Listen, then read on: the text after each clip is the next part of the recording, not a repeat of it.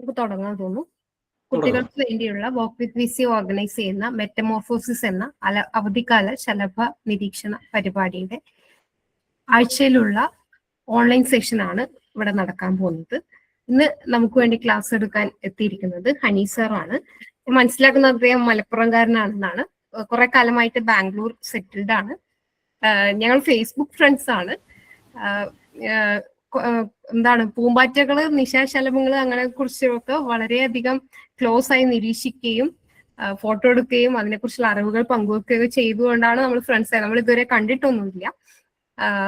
പല മൂത്തുകളൊക്കെ നമുക്കറിയാം വളരെയധികം ഐ ഡി ചെയ്യാൻ വളരെ ബുദ്ധിമുട്ടാണ്. അങ്ങനെയുള്ള മൂത്തുകളെയൊക്കെ ഐ ഡി ചെയ്തിട്ടിട്ടൊക്കെ കാണാം. അങ്ങനെ ഞാൻ ഫോളോ ചെയ്യുന്നുണ്ട് സാറിനെയാണ് നമുക്ക് ഇന്ന് ക്ലാസ് എടുക്കാൻ വേണ്ടി കിട്ടിയിരിക്കുന്നത്. മെറ്റമോർഫോസിസിലെ കുട്ടികൾക്ക് വേണ്ടിയും വർക്ക് വിത്ത് വിസിയുടെ അതിലെ ഭാരവാഹികൾക്ക് വേണ്ടിയും ഞാൻ സാറിനെ സെഷൻ കൈകാര്യം ചെയ്യാൻ വേണ്ടിയിട്ട് സ്വാഗതം ചെയ്യുകയാണ്. ഓക്കെ, സോ ഞാനത് ഷെയർ ചെയ്യാം.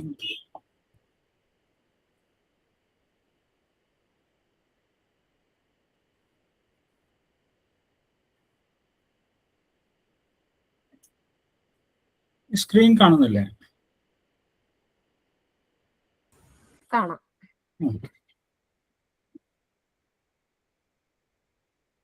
ഓക്കെ, എല്ലാവർക്കും നമസ്കാരം.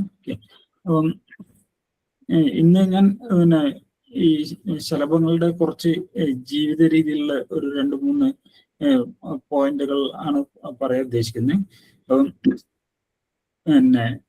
ഒന്ന് ശലഭങ്ങളുടെ ഈ ഭക്ഷണ രീതികള്, പിന്നെ എന്തുകൊണ്ടാണ് അവർ ഈ മഡ് പഡ്ലിങ് കൂട്ടായിട്ട് ഈ പുഴക്കരയിലൊക്കെ ഇരുന്ന് ലവണം ഊറ്റുന്നത്, അത് കഴിഞ്ഞ് റൂസ്റ്റിംഗ് ബിഹേവിയർ, കൂട്ടം ചേർന്നിരിക്കുന്ന ചില സ്ഥലത്ത് നമ്മൾ കാണാറുണ്ട്. പ്രത്യേകിച്ച് ഈ മൈഗ്രേഷൻ കാലത്തെല്ലാം നമ്മൾ കൂട്ടത്തോടെ കടന്ന്.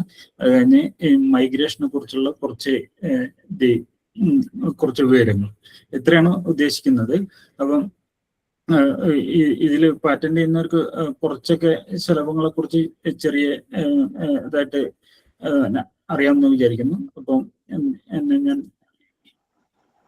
ഇതിനകത്ത് നമുക്കിപ്പം സാധാരണ ശലഭങ്ങള് നമ്മൾ സാധാരണ കാണുന്ന പൂക്കളിൽ നിന്ന് തേൻ കുടിക്കുന്ന രീതിയിലാണ്. അപ്പം അവർക്ക് ആഹാരം, അതായത് അവർ പൂക്കളിൽ നിന്ന് പുറത്തു വന്നതിന് ശേഷം പ്രധാനമായിട്ടുള്ള ആഹാരം കിട്ടുന്നത് ഈ പൂക്കളിൽ നിന്നുള്ള തേൻ കുടിക്കുന്നു. അപ്പം ഈ തേൻ കുടിക്കുന്നതിൽ അവർക്ക് സാധാരണ അവരുടെ ഈ പ്രോബോസിസ്, ഈ തുമ്പിക്കൈ എന്ന് പറയുന്നത് ഒരു സ്ട്രോ പോലെയാണ്. അത് ഒരു ട്യൂബ് പോലെയാണ്. അപ്പോൾ അത് ഉപയോഗിച്ചാണ് അവർ ഇതിനകത്തുനിന്ന് തേൻ വലിച്ചു കുടിക്കുന്നത്.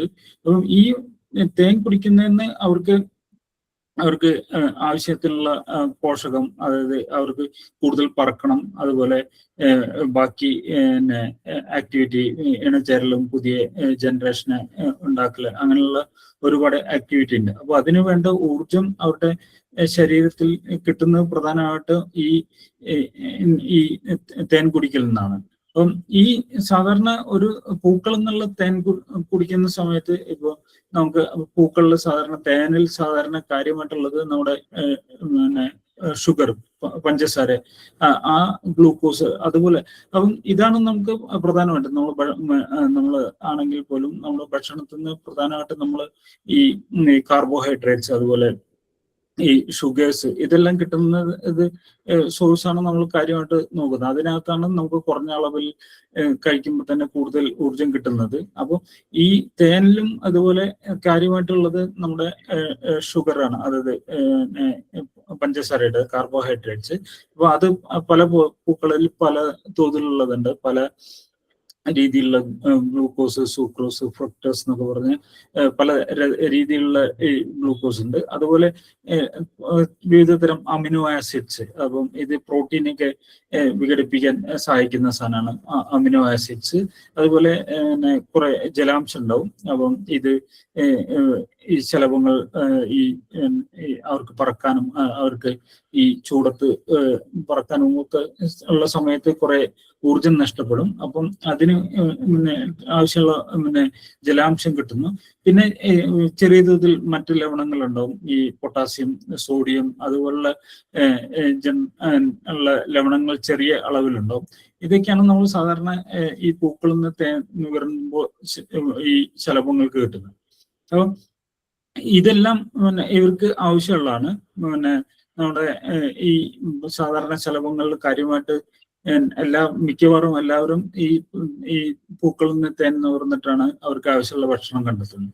പിന്നെ അപൂർവം ചില ശലഭങ്ങൾ ഈ പൂക്കളിൽ നിന്ന് തേൻ നുകരുന്നതിന് പകരം ഈ പഴങ്ങളിൽ നിന്നും അതുപോലെ ഈ ജീവികളുടെ അവശിഷ്ടങ്ങളിൽ നിന്ന് അല്ലെങ്കിൽ പക്ഷികളുടെ കാഷ്ടത്തിൽ നിന്നെല്ലാം ഭക്ഷണം സ്വീകരിക്കുന്നുണ്ട്. അപ്പം ഓരോ ശലഭത്തിന് ആവശ്യമുള്ള ലവണങ്ങള് അല്ലെ ആവശ്യമുള്ള ഊർജം കിട്ടുന്നതിന് അവർ പ്രത്യേകം സോഴ്സ്. ഇപ്പം ഓരോ സ്പീഷീസിനും അവർക്ക് വേണ്ട ഭക്ഷണത്തിന് ഒരു പ്രത്യേക ആവശ്യകതകളൊക്കെ ഉണ്ട്. അതിനനുസരിച്ചുള്ള ഭക്ഷണമാണ് അവര് കാര്യമായിട്ട് എടുക്കുന്നത്.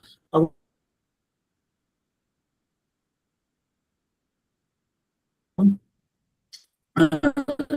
ഈ പൂക്കളിൽ നിന്ന് സാധാരണ കിട്ടുന്നത് ഈ ഷുഗർ അല്ലെങ്കിൽ ഗ്ലൂക്കോസ് ഉള്ള സാധനങ്ങളാണ്. പക്ഷെ നമുക്ക് അവർക്ക് ഈ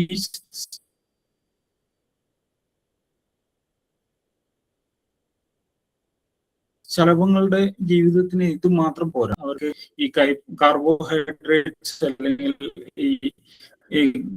ഈ ഷുഗേഴ്സ് മാത്രം പോരാ. അത്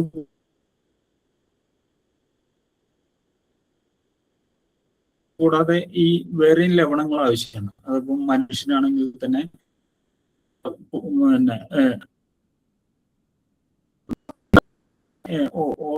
ഈ പറക്കലിനോ അല്ലെങ്കിൽ അത്യാവശ്യമുള്ള ആക്ടിവിറ്റികൾ കൂടാതെ അവർക്ക് ഈ റീപ്രൊഡക്ഷൻ, അവർക്ക് പുതിയ തലമുറ ഉണ്ടാക്കാനുള്ള പ്രത്യുൽപാദനത്തിന് ആവശ്യമായിട്ട് കൂടുതൽ ലവണങ്ങൾ ആവശ്യമുണ്ട്. പ്രത്യേകിച്ചും ഈ പൊട്ടാസ്യം, സോഡിയം പോലുള്ള ലവണങ്ങൾ അവർക്ക് വേണം. അപ്പം ഇതെല്ലാം അവർക്ക് ഈ പൂക്കളിൽ നിന്നും മാത്രം കിട്ടില്ല, അല്ലെങ്കിൽ തേൻ നുകരുന്നതിൽ നിന്നും മാത്രം ഈ ലവണങ്ങൾ കിട്ടില്ല. അപ്പം ഇതാണ് ഈ ശലഭങ്ങൾ ഈ വേറെയും ഈ പൂക്കളിൽ നിന്ന് തേൻ നുകരുന്നതല്ലാതെ വേറെയും ചില മാർഗങ്ങളിലൂടെ ഈ സാധനങ്ങൾ കിട്ടുന്നു. അപ്പം ഇതാണ് അവർ ഈ പൂക്കൾക്ക് പുറത്തെ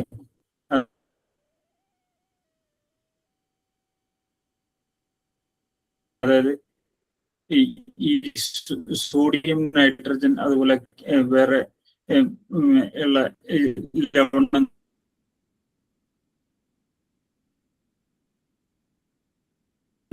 ഈ ലവണങ്ങൾ കിട്ടാനാണ് അവർ വേറെ പല മാർഗങ്ങളും തേടി പോകുന്നത്.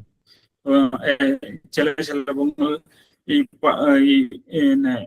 പഴങ്ങളിൽ പോയിരിക്കുന്നത്, വൈകി പഴങ്ങൾ അല്ലെങ്കിൽ ഈ ചില മരങ്ങളുടെ കറകൾ, ഇതെല്ലാം നിന്നാണ് അവർക്ക് വേറെ എന്തെങ്കിലും കൂടുതലായിട്ട് അവർക്ക് നേരത്തെ സാധാരണ തേനിന് കിട്ടുന്നതിനേക്കാളും ഉള്ള ആവശ്യമുള്ള വേറെ ലവണങ്ങൾ അന്വേഷിച്ചു. അപ്പോൾ സാധാരണ ഓരോ ശലഭത്തിന്റെയും വലുപ്പത്തിനും അതുപോലെ അതിന്റെ സ്വഭാവത്തിനും അനുസരിച്ച് വിവിധ തരം പൂക്കളിലാണ് സാധാരണ അവർ പോകുന്നത്. ഇപ്പം വളരെ ചെറിയ ശലഭങ്ങൾക്ക് ഈ വലിയ ട്യൂബുള്ള പൂക്കളിൽ നിന്ന് തേൻ കുടിക്കാൻ ബുദ്ധിമുട്ടാണ്. അതുപോലെ വളരെ ചെറിയ പൂക്കളിൽ നിന്ന് തേൻ കുടിക്കാൻ വളരെ വലിയ ശലഭങ്ങൾക്കും ബുദ്ധിമുട്ടാണ്. അപ്പോൾ ഓരോ ശലഭങ്ങളുടെയും ഇതിന്റെ സൈസിനനുസരിച്ച് അവരുടെ ശലഭത്തിന്റെ ശാരീരിക പ്രത്യേകതകൾക്കനുസരിച്ച്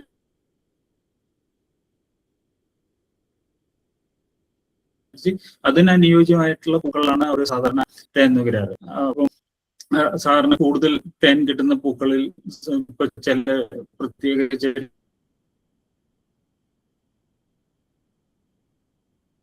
െല്ലാം നമുക്ക് ഒരുപാട് ശലഭങ്ങളുണ്ട്. അപ്പം അവയ്ക്ക് കൂടുതൽ തേൻ കിട്ടുന്ന പൂക്കളിൽ അവർ കൂടുതലായിട്ട് കൂട്ടമായിട്ട് വരും. അപ്പോൾ ഈ തേന് കുടിക്കുന്ന സ്വഭാവം സാധാരണയായിട്ട് ഇങ്ങനെയാണ്. അതായത് അവരുടെ ഓരോ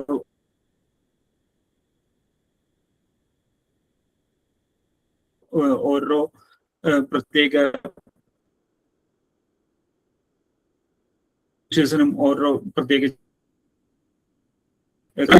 എന്നാലും ചില പ്രത്യേക ചെടികളിലെല്ലാം ഒരു 100ഓളം ശലഭങ്ങളെല്ലാം 100ഓളം സ്പീഷീസ് ശലഭങ്ങൾ തേൻ കുടിക്കുന്ന ചില പ്രത്യേക ചെടികളെല്ലാം നമ്മൾ റെക്കോർഡ് ചെയ്തിട്ടുണ്ട്. അപ്പം ഈ തേൻ കുടിക്കൽ മാത്രം പോരാ എന്നാണ് നമ്മൾ പറഞ്ഞിട്ടുള്ളത്. കാരണം അതിനകത്തുനിന്ന് അവർക്ക് അത്യാവശ്യം വേണ്ട പോഷൻ കിട്ടും, പക്ഷെ അവർക്ക് കൂടുതലായിട്ട് റീപ്രൊഡക്ഷന് ആവശ്യമുള്ളതോ അല്ലെങ്കിൽ കൂടുതൽ പറക്കേണ്ട സമയം വരുമ്പോൾ ഈ പൂക്കളിൽ നിന്നുള്ള തേൻ മാത്രം മതിയാകാതെ വരും. അപ്പൊ അങ്ങനെയുള്ള സമയങ്ങളിലാണ് ഇവര് ഈ നദികളുടെ കരയില അല്ലെങ്കിൽ നനഞ്ഞ മണ്ണിലെല്ലാം ഇരുന്നിട്ട് ഈ പ്രത്യേകമായിട്ട് ലവണം കൂടുതലുള്ള വെള്ളം ഇവര് കുടിക്കുക. അതായത് കുറച്ച് നനവുള്ള സ്ഥലങ്ങൾ വേണം.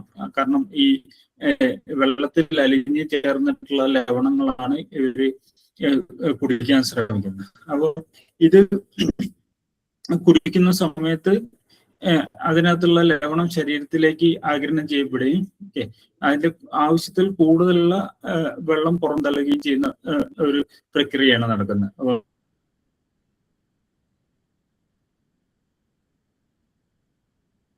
സാധാരണ ഇതിൽ ഈ ചൂട് കൂടുതലുള്ള സമയത്ത് ഈ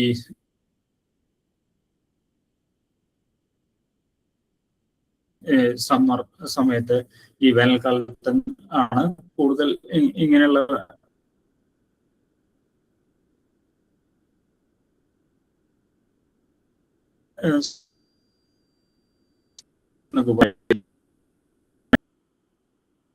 അധികം പൊല്യൂട്ടഡ് അല്ലാത്ത സ്ഥലങ്ങളിൽ അധികം കൂടുതൽ ഈ ലവണങ്ങളെല്ലാം കൂടുതൽ കിട്ടുന്ന സ്ഥലങ്ങളിലാണ് ഇരിക്കുക. അതാണ് ഈ പുഴയുടെ തീരങ്ങളിലൊക്കെ കൂടുതൽ കാണുന്നത്.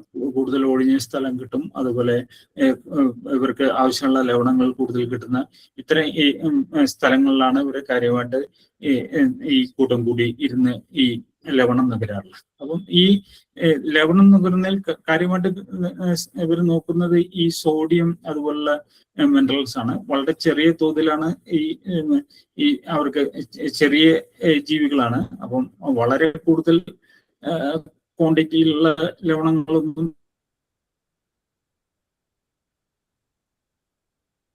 ഈ മണ്ണിൽ ഉണ്ടാവില്ല. പക്ഷെ അവർ അതിനകത്തുനിന്ന് തുടർച്ചയായിട്ട് കുടിച്ചിട്ട് അതിനകത്തുള്ള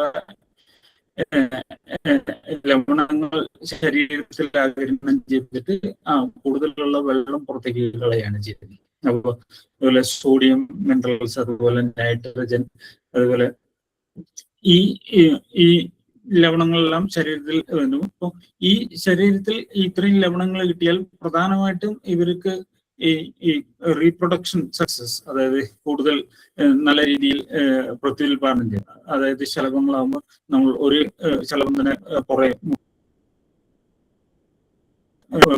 പുഴുക്കള്, ലാർവകള്, ബാക്കി ഉള്ള ജീവികളെല്ലാം ഇവയെ തിന്നുന്ന ഇതുണ്ട്. അപ്പം ഇവരുടെ സക്സസ് റേറ്റ് വളരെ കുറവാണ്. അതായത് ഇത്രയും ഈ ഇടുന്ന മുട്ടകളിൽ വളരെ കുറഞ്ഞ എണ്ണം മാത്രമേ പൂർണ്ണമായിട്ടും അതയുടെ അഡൽട്ടായിട്ട് മാറുള്ളൂ, അല്ലെങ്കിൽ പൂർണ്ണ ശലഭമായിട്ട് മാറുള്ളൂ. അപ്പം ഈ സക്സസ് റേറ്റ് കൂടണമെങ്കിൽ ഈ പെൺശലഭങ്ങൾക്കും കൂടുതൽ മിനറൽസ് ആവശ്യമുണ്ട്. അപ്പം സാധാരണഗതിയിൽ ഈ മഡ് പട്ട്ലിങ്ങിന് ഇരിക്കുന്ന സാധാരണ ആൺശലഭങ്ങളാണ് കൂടുതൽ ഈ മഡ് പട്ട്ലിങ്ങിൽ ഇരിക്കുന്നത്. അതായത് ഈ പെൺശലഭങ്ങൾ ഈ ഇതുപോലെ ഈ നന്ന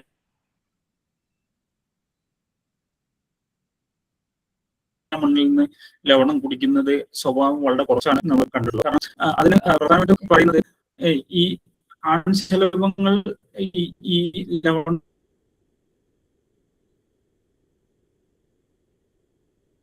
സ്വീകരിച്ചു കഴിഞ്ഞാൽ അവരുടെ ശരീരത്തിൽ ഉണ്ടാവുന്ന ഈ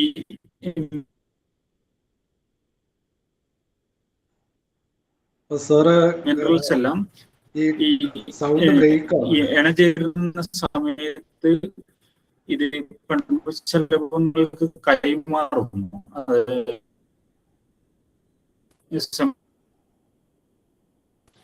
ഈ ഈ ഇപ്പൊ ഓക്കെയാണ്. ഓക്കെ. അത് എനിക്കൊന്ന് ചെറുതായിട്ട് ക്ലൗഡ് ഉണ്ട്, അപ്പൊ നെറ്റ്വർക്കിന്റെ ചെറിയ പ്രശ്നങ്ങളുണ്ടോ. ഈ ആൺശലഭങ്ങളാണ് നമ്മൾ കൂടുതലായിട്ട് ഈ മഡ് പഡ്ലിംഗ് ഇരിക്കുന്നത് കാണുന്നത്. അപ്പം അവർ കൂടുതൽ ലവണങ്ങൾ ആഗിരണം ചെയ്തിട്ട് അത് ഈ ഇണചേരലിന്റെ സമയത്ത് ഈ പെൺശലഭങ്ങളിൽ കൈമാറുകയാണ് ചെയ്യുന്നത്. അപ്പോൾ അത് ഈ പെൺശലഭങ്ങൾക്ക് ഇങ്ങനെ മഡ് പഡ്ലിംഗ് ചെയ്യേണ്ട ആവശ്യം വരാതിരിക്കുന്ന, കാരണം ഈ ആൺശലഭങ്ങൾ വഴി അവർക്ക് ഈ ലവണങ്ങൾ ലഭിക്കും. പിന്നെ ഈ പെൺശലഭങ്ങൾ കൂടുതൽ അവർക്ക് എത്രയും കൂടുതൽ റീപ്രൊഡക്ഷൻ അല്ലെങ്കിൽ പ്രത്യുൽപാദനം നടത്തി കൂടുതൽ മെച്ചപ്പെട്ട കൂടുതൽ കുഞ്ഞുങ്ങൾ ഉണ്ടാക്കാനാണ് ശ്രമിക്കുന്നത്. അപ്പോൾ ഈ ഇങ്ങനെയുള്ള സമയത്ത് കൂടുതൽ ഇതുപോലെ ഒഴിഞ്ഞ സ്ഥലങ്ങളിൽ പോയിട്ട് കൂട്ടം കൂടിയിരിക്കലൊക്കെ, അതായത് കൂടുതൽ വൾനറബിൾ ആയിട്ട്,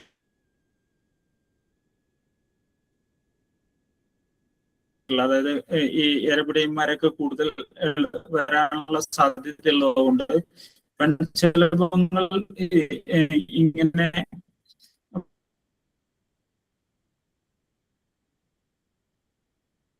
മഡ് പഡ്ലിംഗിൽ ഇരിക്കുന്നത് വളരെ കുറവാണ്. അപ്പോൾ നമ്മുടെ സാധാരണ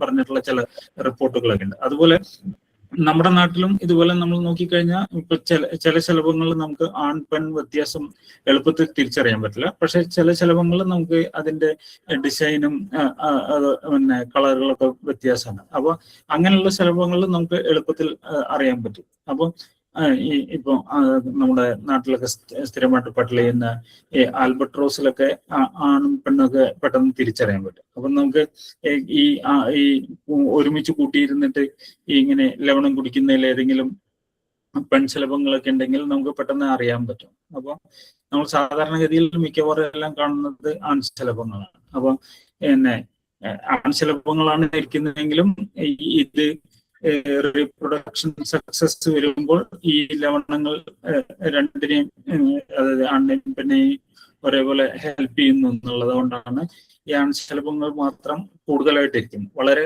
കുറഞ്ഞ രീതിയിൽ പെൺശലഭങ്ങൾ കാണാറുണ്ട്. അപ്പം അതിന്റെ യഥാർത്ഥ കാരണങ്ങളും നമ്മൾ പഠിക്കണം. ഇപ്പൊ ചിലർ പറയുന്നത് അത് അവർക്ക് തന്നെ ഈ ലവണങ്ങളുടെ കുറവുണ്ടാകുമ്പോൾ അവർ തന്നെ ചില സാഹചര്യങ്ങളിൽ അവർ തന്നെ നേരിട്ട് പോയിട്ട് പട്ടിൽ ചെയ്തിരിക്കുന്നതാണെന്ന് പറയുന്നുണ്ട്. അപ്പം കൃത്യമായിട്ട് നമുക്ക് പഠനങ്ങൾ ഇല്ല. ചില ഏതെങ്കിലും കുറച്ച്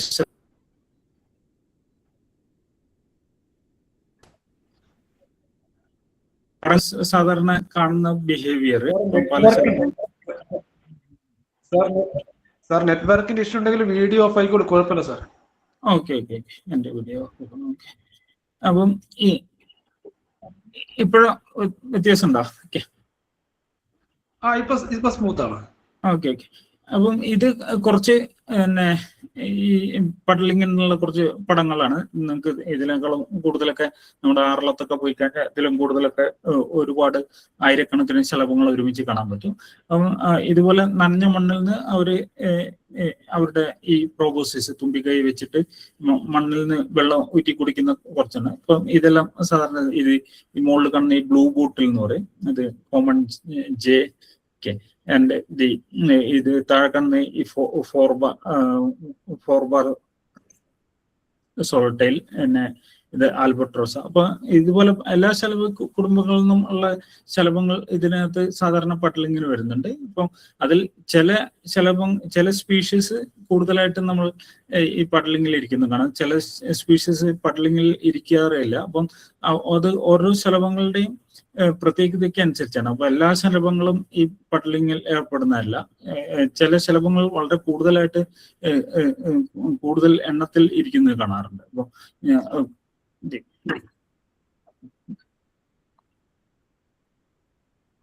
ഇത് ആറളത്തു നിന്നുള്ള ഫോട്ടോകളാണ് കുറച്ചെണ്ണം. ഈ മുകളിൽ കാണുന്നത് ഈ കോമൺ ആൽബട്രോസ്. അപ്പോൾ അതെല്ലാം ആയിരക്കണക്കിന് എണ്ണം ഒരുമിച്ച് കൂട്ടി ഇരിക്കുന്നിട്ട് പഡ്ൽ ചെയ്യുന്നത് കാണാറുണ്ട്. അതുപോലെ കോമൺ ഗള്ള്, ഈ താഴെ കാണുന്ന ഈ പെയിന്റഡ് ഷോർട്ട് ടൂത്ത് അത് ജെസിബൽ അല്ല. ജെസിബലിന്റെ ഡിസൈനും ഇതും വ്യത്യാസമുണ്ട്. ഇത് നമ്മുടെ കുറച്ചും കൂടെ കാടുകളിലൊക്കെ കാണുന്ന ഒരു സ്പീഷീസ് ആണ് ഈ പെയിന്റഡ് ഷോർട്ട് ടൂത്ത് എന്ന് പറയുന്നത്. അപ്പോൾ അത് നമ്മുടെ കോമൺ ജെസിബിലൊക്കെ പോലെ ഇരിക്കും, പക്ഷെ അത് ഒരു ഫോറസ്റ്റ് സ്പീഷീസ് ആണ്. അതുപോലെ ഈ സ്മോൾ ലെപ്പേർഡ്, ഈ 5 ബാർ സോളർ ടൈല്, ഇതെല്ലാം സാധാരണയായിട്ട് ഈ പഡ്ലിങ്ങിൽ ഇരിക്കുന്ന ഇതാണ്. അപ്പം അതുപോലെ ചെറിയ നീലി ശലഭങ്ങളും നിറയെ കൂട്ടമായിട്ട് ഇരിക്കുന്നുണ്ട്. നമ്മുടെ common the line blue, zebra blue, ഇങ്ങനെയുള്ള പല ശലഭം. അതുപോലെ ചില ഈ തുള്ളൻ ശലഭങ്ങൾ, ഹെസ്പെരിഡേ ഫാമിലി, നമ്മുടെ സ്കിപ്പേഴ്സ്, ബ്രൗണോള്, ദി കോമണോള്, അങ്ങനെയുള്ള ശലഭങ്ങളെല്ലാം മിക്കവാറും ഇരിക്കുന്നതാണ്. അപ്പം ഞാൻ നേരത്തെ പറഞ്ഞു, നമ്മള് ഇവര് ഈ മണ്ണിന്ന്, നനഞ്ഞ മണ്ണിന്ന് ലവണം ഊറ്റിയിട്ട് ഈ അധികം വരുന്ന വെള്ളം അവർ പുറന്തള്ളുകയാണ് ചെയ്യുന്നത്, അതായത് എക്സ്ക്രീറ്റ് ചെയ്യാണ് ചെയ്യുന്നത്. അപ്പൊ ഈ ചിത്രങ്ങളിൽ നിങ്ങൾക്ക് കാണാം, ഒരു ഈ ലൈൻ ബട്ടർഫ്ലൈ ഇത് വെള്ളം കുടിക്കുന്നതോടൊപ്പം തന്നെ അധികമുള്ള വെള്ളം പുറന്തള്ളുകയും ചെയ്യുന്നത്, അവർ വിസർജിക്കുന്നുണ്ട്. ഓക്കെ. അതുപോലെ ഈ ഈ തുള്ളൻ ശലഭങ്ങൾ, എസ്പിരിഡേ ഫാമിലിയിൽപ്പെട്ടുള്ള നമ്മുടെ ചില ശലഭങ്ങൾ ഈ പക്ഷികാഷ്ടങ്ങളിലൊക്കെ വന്നിരുന്നിട്ട് അതിനകത്തുനിന്ന് ലവണം കുടിക്കാറുണ്ട്. അപ്പൊ ആ സമയത്ത് ചിലപ്പോൾ പക്ഷികാഷ്ടങ്ങളൊക്കെ ഉണങ്ങിയിട്ടുള്ളതൊക്കെ ആണെങ്കിൽ അവര് തന്നെ അതിന് മുകളിൽ ഈ അവരുടെ ജലാംശം അതിൽ വിസർജിച്ചിട്ട് അത് നനച്ചിട്ട് ആ ലവണം അലിയിച്ചിട്ട് കുടിക്കുന്നത് കണ്ടിട്ടുണ്ട്. അപ്പം ഈ പ്രത്യേകിച്ച് ഇങ്ങനെയുള്ള തുള്ളൻ ശലഭങ്ങൾ ഇവിടെ നിങ്ങൾക്ക് കാണാം. ഇത് അതിന്റെ വെള്ളം വിസർജിച്ചിട്ട് അത് ഈ പക്ഷികാഷ്ടത്തിലുള്ള ലവണങ്ങൾ അതിൽ അലിയിപ്പിച്ചിട്ട് കുടിക്കുന്നത് കാണാറുണ്ട്. അപ്പോൾ ഈ സാധാരണ ഈ ഒരു സ്ലൈഡിൽ ഇത് കുറച്ച് ഡീറ്റെയിൽഡ് പടങ്ങൾ കാണാം. അപ്പം ഈ വിവിധ രീതിയിൽ അത് അധികം കൂടുതൽ വെള്ളം പുറന്തള്ളുന്നത്. അപ്പോൾ ചിലപ്പോൾ ചില ശലഭങ്ങളെല്ലാം കുറെ മിനിറ്റുകളല്ലേ മണിക്കൂറുകളോളം പട്ലിങ്ങിലല്ലായിരിക്കുന്നത്. അപ്പം കുറെ അധികം വെള്ളം ഇത് ശരീരത്തിലൂടെ റീസൈക്കിൾ ചെയ്യും. അത്രയും വെള്ളം ഇവർ പുറന്തള്ളും, അതിനകത്തുള്ള മിനറൽസ് ആഗിരണം ചെയ്യുകയും ചെയ്യും. അപ്പോൾ ഇതാണ് ഇപ്പം ഈ താഴെ കാണുന്ന ഇത് ഈ 5 ബാർ സോട്ടയില് ശക്തമായിട്ട് ഈ വെള്ളം പുറന്തള്ളുന്നതാണ്. അത്രയും ക്വാണ്ടിറ്റിയിലുള്ള വെള്ളങ്ങളെല്ലാം പുറന്തള്ളുന്ന നമ്മൾ കാണാറുണ്ട്. അപ്പം ഇതാണ് നമ്മുടെ സാധാരണ മഡ് പഡ്ലിങ് നടക്കുന്നത്. അപ്പം മഡ് പഡ്ലിങ് ചെയ്യുന്നത് നമുക്ക് സാധാരണ അവർക്ക് ഈ പൂക്കളിൽ നിന്ന് അല്ലെങ്കിൽ സാധാരണ അവർ കഴിക്കുന്ന ഭക്ഷണം സോഴ്സുകളിൽ നിന്ന് ലഭിക്കാത്ത കുറെ മിനറൽസ് കിട്ടാൻ വേണ്ടിയിട്ടാണ് സാധാരണ ഈ മഡ് പഡ്ലിങ് ചെയ്യുന്നത്. അപ്പോൾ അതിനകത്ത് തന്നെ കാര്യമായിട്ട് ഈ ആൺശലഭങ്ങളാണ് സാധാരണ മഡ് പഡ്ലിങ് ചെയ്യുന്നു. അവര് വെള്ളം വലിച്ചു കുടിക്കും, ലവണം ചേർന്ന് വെള്ളം വലിച്ചു കുടിക്കും, അധികമുള്ള വെള്ളം പുറന്തള്ളുക ചെയ്യുന്നത്. അപ്പം ഇതാണ് സാധാരണ ഉപയോഗിക്കുന്ന. അതിനകത്ത് നിന്ന് കിട്ടുന്ന മിനറൽസ് ഈ സോഡിയം, നൈട്രജൻ, അതുപോലെ കാൽസ്യം ഫോസ്ഫേറ്റ്, ഈ പൊട്ടാസ്യം, മഗ്നീഷ്യം, അങ്ങനെയുള്ള മിനറൽസ് ആണ് അവർ ഉപയോഗിക്കുന്നത്. അപ്പോൾ ഇതിനകത്തുനിന്ന് ഇവർക്ക് കൂടുതൽ ആവശ്യത്തിനുള്ള ഈ അവരുടെ പറക്കലിന് സോഡിയം എല്ലാം കൂടുതൽ ആവശ്യം വേണം. അതുപോലെ അവർക്ക് കൂടുതൽ കുഞ്ഞുങ്ങളെ ഉൽപ്പാദിപ്പിക്കാൻ കൂടുതൽ നൈട്രജൻ കോമ്പൗണ്ടുകൾ വേണം, പ്രോട്ടീൻ സിന്തസിസിനെല്ലാം. പിന്നെ അതുപോലെ അവരുടെ ശരീരത്തിലുള്ള ഈ പൊട്ടാസ്യം, മഗ്നീഷ്യം പോലുള്ള നമ്മുടെ പോലെ തന്നെ പൊട്ടാസ്യം, മഗ്നീഷ്യം എല്ലാം ആവശ്യമാണ് അവരുടെ സാധാരണ ബോഡി ബാലൻസ്, അതുപോലെ ശരീരത്തിലെ അയണിക് ബാലൻസിന്. അപ്പം ഈ മിനറൽസ് ആണ് ഇവർ കാര്യമായിട്ട് ഈ മഡ് പഡ്ലിംഗ് നേട്ടുന്നത്. അപ്പം ഈ സാധാരണ രീതിയിൽ ഈ വേനൽക്കാലത്താണ് ഇവർ കൂടുതലായിട്ട് ഇത്തരം ഈ മഡ് പഡ്ലിങ്ങിനും പോകുന്നത്. അപ്പം അതിന് ഒരു കാരണം ആ സമയത്ത് ഈ പൂക്കളിൽ നിന്നുള്ള സോഴ്സുകൾ കുറവാണ്. അപ്പം കൂടുതൽ ഇങ്ങനെയുള്ള കാര്യങ്ങളിലാണ് അവർ പോകുന്നത്. അതുപോലെ ഈ കൂടുതൽ ആയിട്ട് ഉള്ള അവരുടെ റീപ്രൊഡക്ഷൻ സീസൺ അത് കാരണമാണ് ഇവർ ഈ മഡ് പഡ്ലിങ്ങിനും പോകുന്നത്. അപ്പം ഇതാണ് ഫസ്റ്റ് പാർട്ട് എന്ന് പറഞ്ഞത്. നമ്മൾ ഇതിന്റെ സാധാരണ ശലഭങ്ങൾ എന്തുകൊണ്ടാണ് നമ്മൾ മഡ് പഡ്ലിങ് ചെയ്യുന്നു എന്നാണ് പറഞ്ഞിട്ട്. അപ്പൊ ഇനി നമ്മൾ വേറൊരു ബിഹേവിയറാണ് പറയാൻ പോകുന്നത്. ഇപ്പം ശലഭങ്ങളിൽ നമ്മൾ ഒബ്സർവ് ചെയ്യുന്ന വേറൊരു ബിഹേവിയറാണ്. ചില സ്ഥലങ്ങളിൽ നമ്മൾ പ്രത്യേകിച്ചും ഈ ദേശാടനത്തിന്റെയൊക്കെ കാലത്ത്, മൈഗ്രേഷന്റെ സമയത്ത് നമ്മൾ ഒരുപാട് ശലഭങ്ങൾ ഒരുമിച്ച് കൂടി ഇരിക്കുന്ന ഈ ഗാർഡനിലോ അല്ലെങ്കിൽ ഈ കാട്ടിലൊക്കെ ഒരുമിച്ച് ഇങ്ങനെ കൂട്ടം കൂടിയിരിക്കുന്നതാണ്. അപ്പൊ ഇതിനെയാണ് നമ്മൾ സാധാരണ റൂസ്റ്റിംഗ് എന്ന് പറയുന്നത്. ഇതൊരു കൂട്ടം കൂടിയിരിക്കുന്നത് ചിലപ്പോൾ ചില ദിവസങ്ങളോളം അല്ലെങ്കിൽ ആഴ്ചകളോളം ഒക്കെ ഒരേ സ്ഥലത്ത് ഈ ശലഭങ്ങൾ കൂട്ടം കൂടിയിരിക്കുന്നതാണ്. അപ്പം ഇതിന്റെ കാരണങ്ങൾ എന്താണ്, എന്തിനാണ് ഇവർ കൂടുതൽ? സാധാരണ നമ്മളിപ്പം ഒരു ശലഭം രാത്രിയിലൊക്കെ വീടിന്റെ സൈഡിലൊക്കെ വന്നിട്ട് അല്ലെങ്കിൽ നമ്മുടെ തോട്ടത്തിലൊക്കെ വന്നിരുന്നിട്ട് ഒറ്റയ്ക്കൊക്കെ ഇരുന്ന് രാത്രിയിൽ അനങ്ങാതിരിക്കുന്നതാണ്. അപ്പം സാധാരണഗതിയിൽ ഈ ശലഭങ്ങൾ എന്ന് പറഞ്ഞു കഴിഞ്ഞാൽ ഈ കോൾഡ് ബ്ലഡഡ്, ശീതരക്തം ഉള്ളതെന്ന് പറയും. അതായത് അവർക്ക് സ്വന്തമായിട്ട് ശരീരത്തിന്റെ താപം കൂട്ടാൻ പറ്റില്ല, അല്ലെങ്കിൽ രക്തത്തിന്റെ താപം കൂട്ടാൻ പറ്റില്ല. അപ്പൊ അത് കാരണമാണ് അവർക്ക് രാത്രികളിലൊക്കെ ആക്ടിവിറ്റി കുറവാണ്. അപ്പൊ പകൽ സമയത്ത് ഇവരുടെ ഈ സൂര്യപ്രകാശത്തു നിന്ന് ഊർജം സ്വീകരിച്ചിട്ട് രക്തം ചൂടാക്കുന്ന, അതിനാണ് രാവിലെ ശലഭങ്ങളെല്ലാം വെയിൽ കായുന്നത്. അപ്പം വെയിൽ കഴിഞ്ഞപ്പോഴാണ് അവരുടെ രക്തം ചൂടുപിടിക്കുക, അവരെ കൂടുതൽ ആക്റ്റീവ് ആവുകയും ചെയ്യുന്നത്. അപ്പോൾ ഈ രാത്രി സമയങ്ങളിലൊക്കെ ഈ ഇത് ടെമ്പറേച്ചർ കുറവാണ്, ചൂട് ആവശ്യത്തിനില്ലാത്ത കാരണം ഇവർ സാധാരണ അധികം ആക്ടിവിറ്റികളൊക്കെ കുറച്ച് എവിടെയെങ്കിലും റെസ്റ്റ് ചെയ്യുന്ന പരിപാടി. അപ്പം ഇതാണ് സാധാരണ ഇതിൽ നമ്മൾ രാത്രി മുഴുവൻ ഒരേ സ്ഥലത്തിരിക്കുന്ന രീതിയിലൊക്കെ കാണാം. അപ്പൊ ഇലകളുടെ അടിയില അല്ലെങ്കിൽ ചെടികളുടെ സൈഡിലെല്ലാം ഇവർ ഇരിക്കുന്നതാണ്.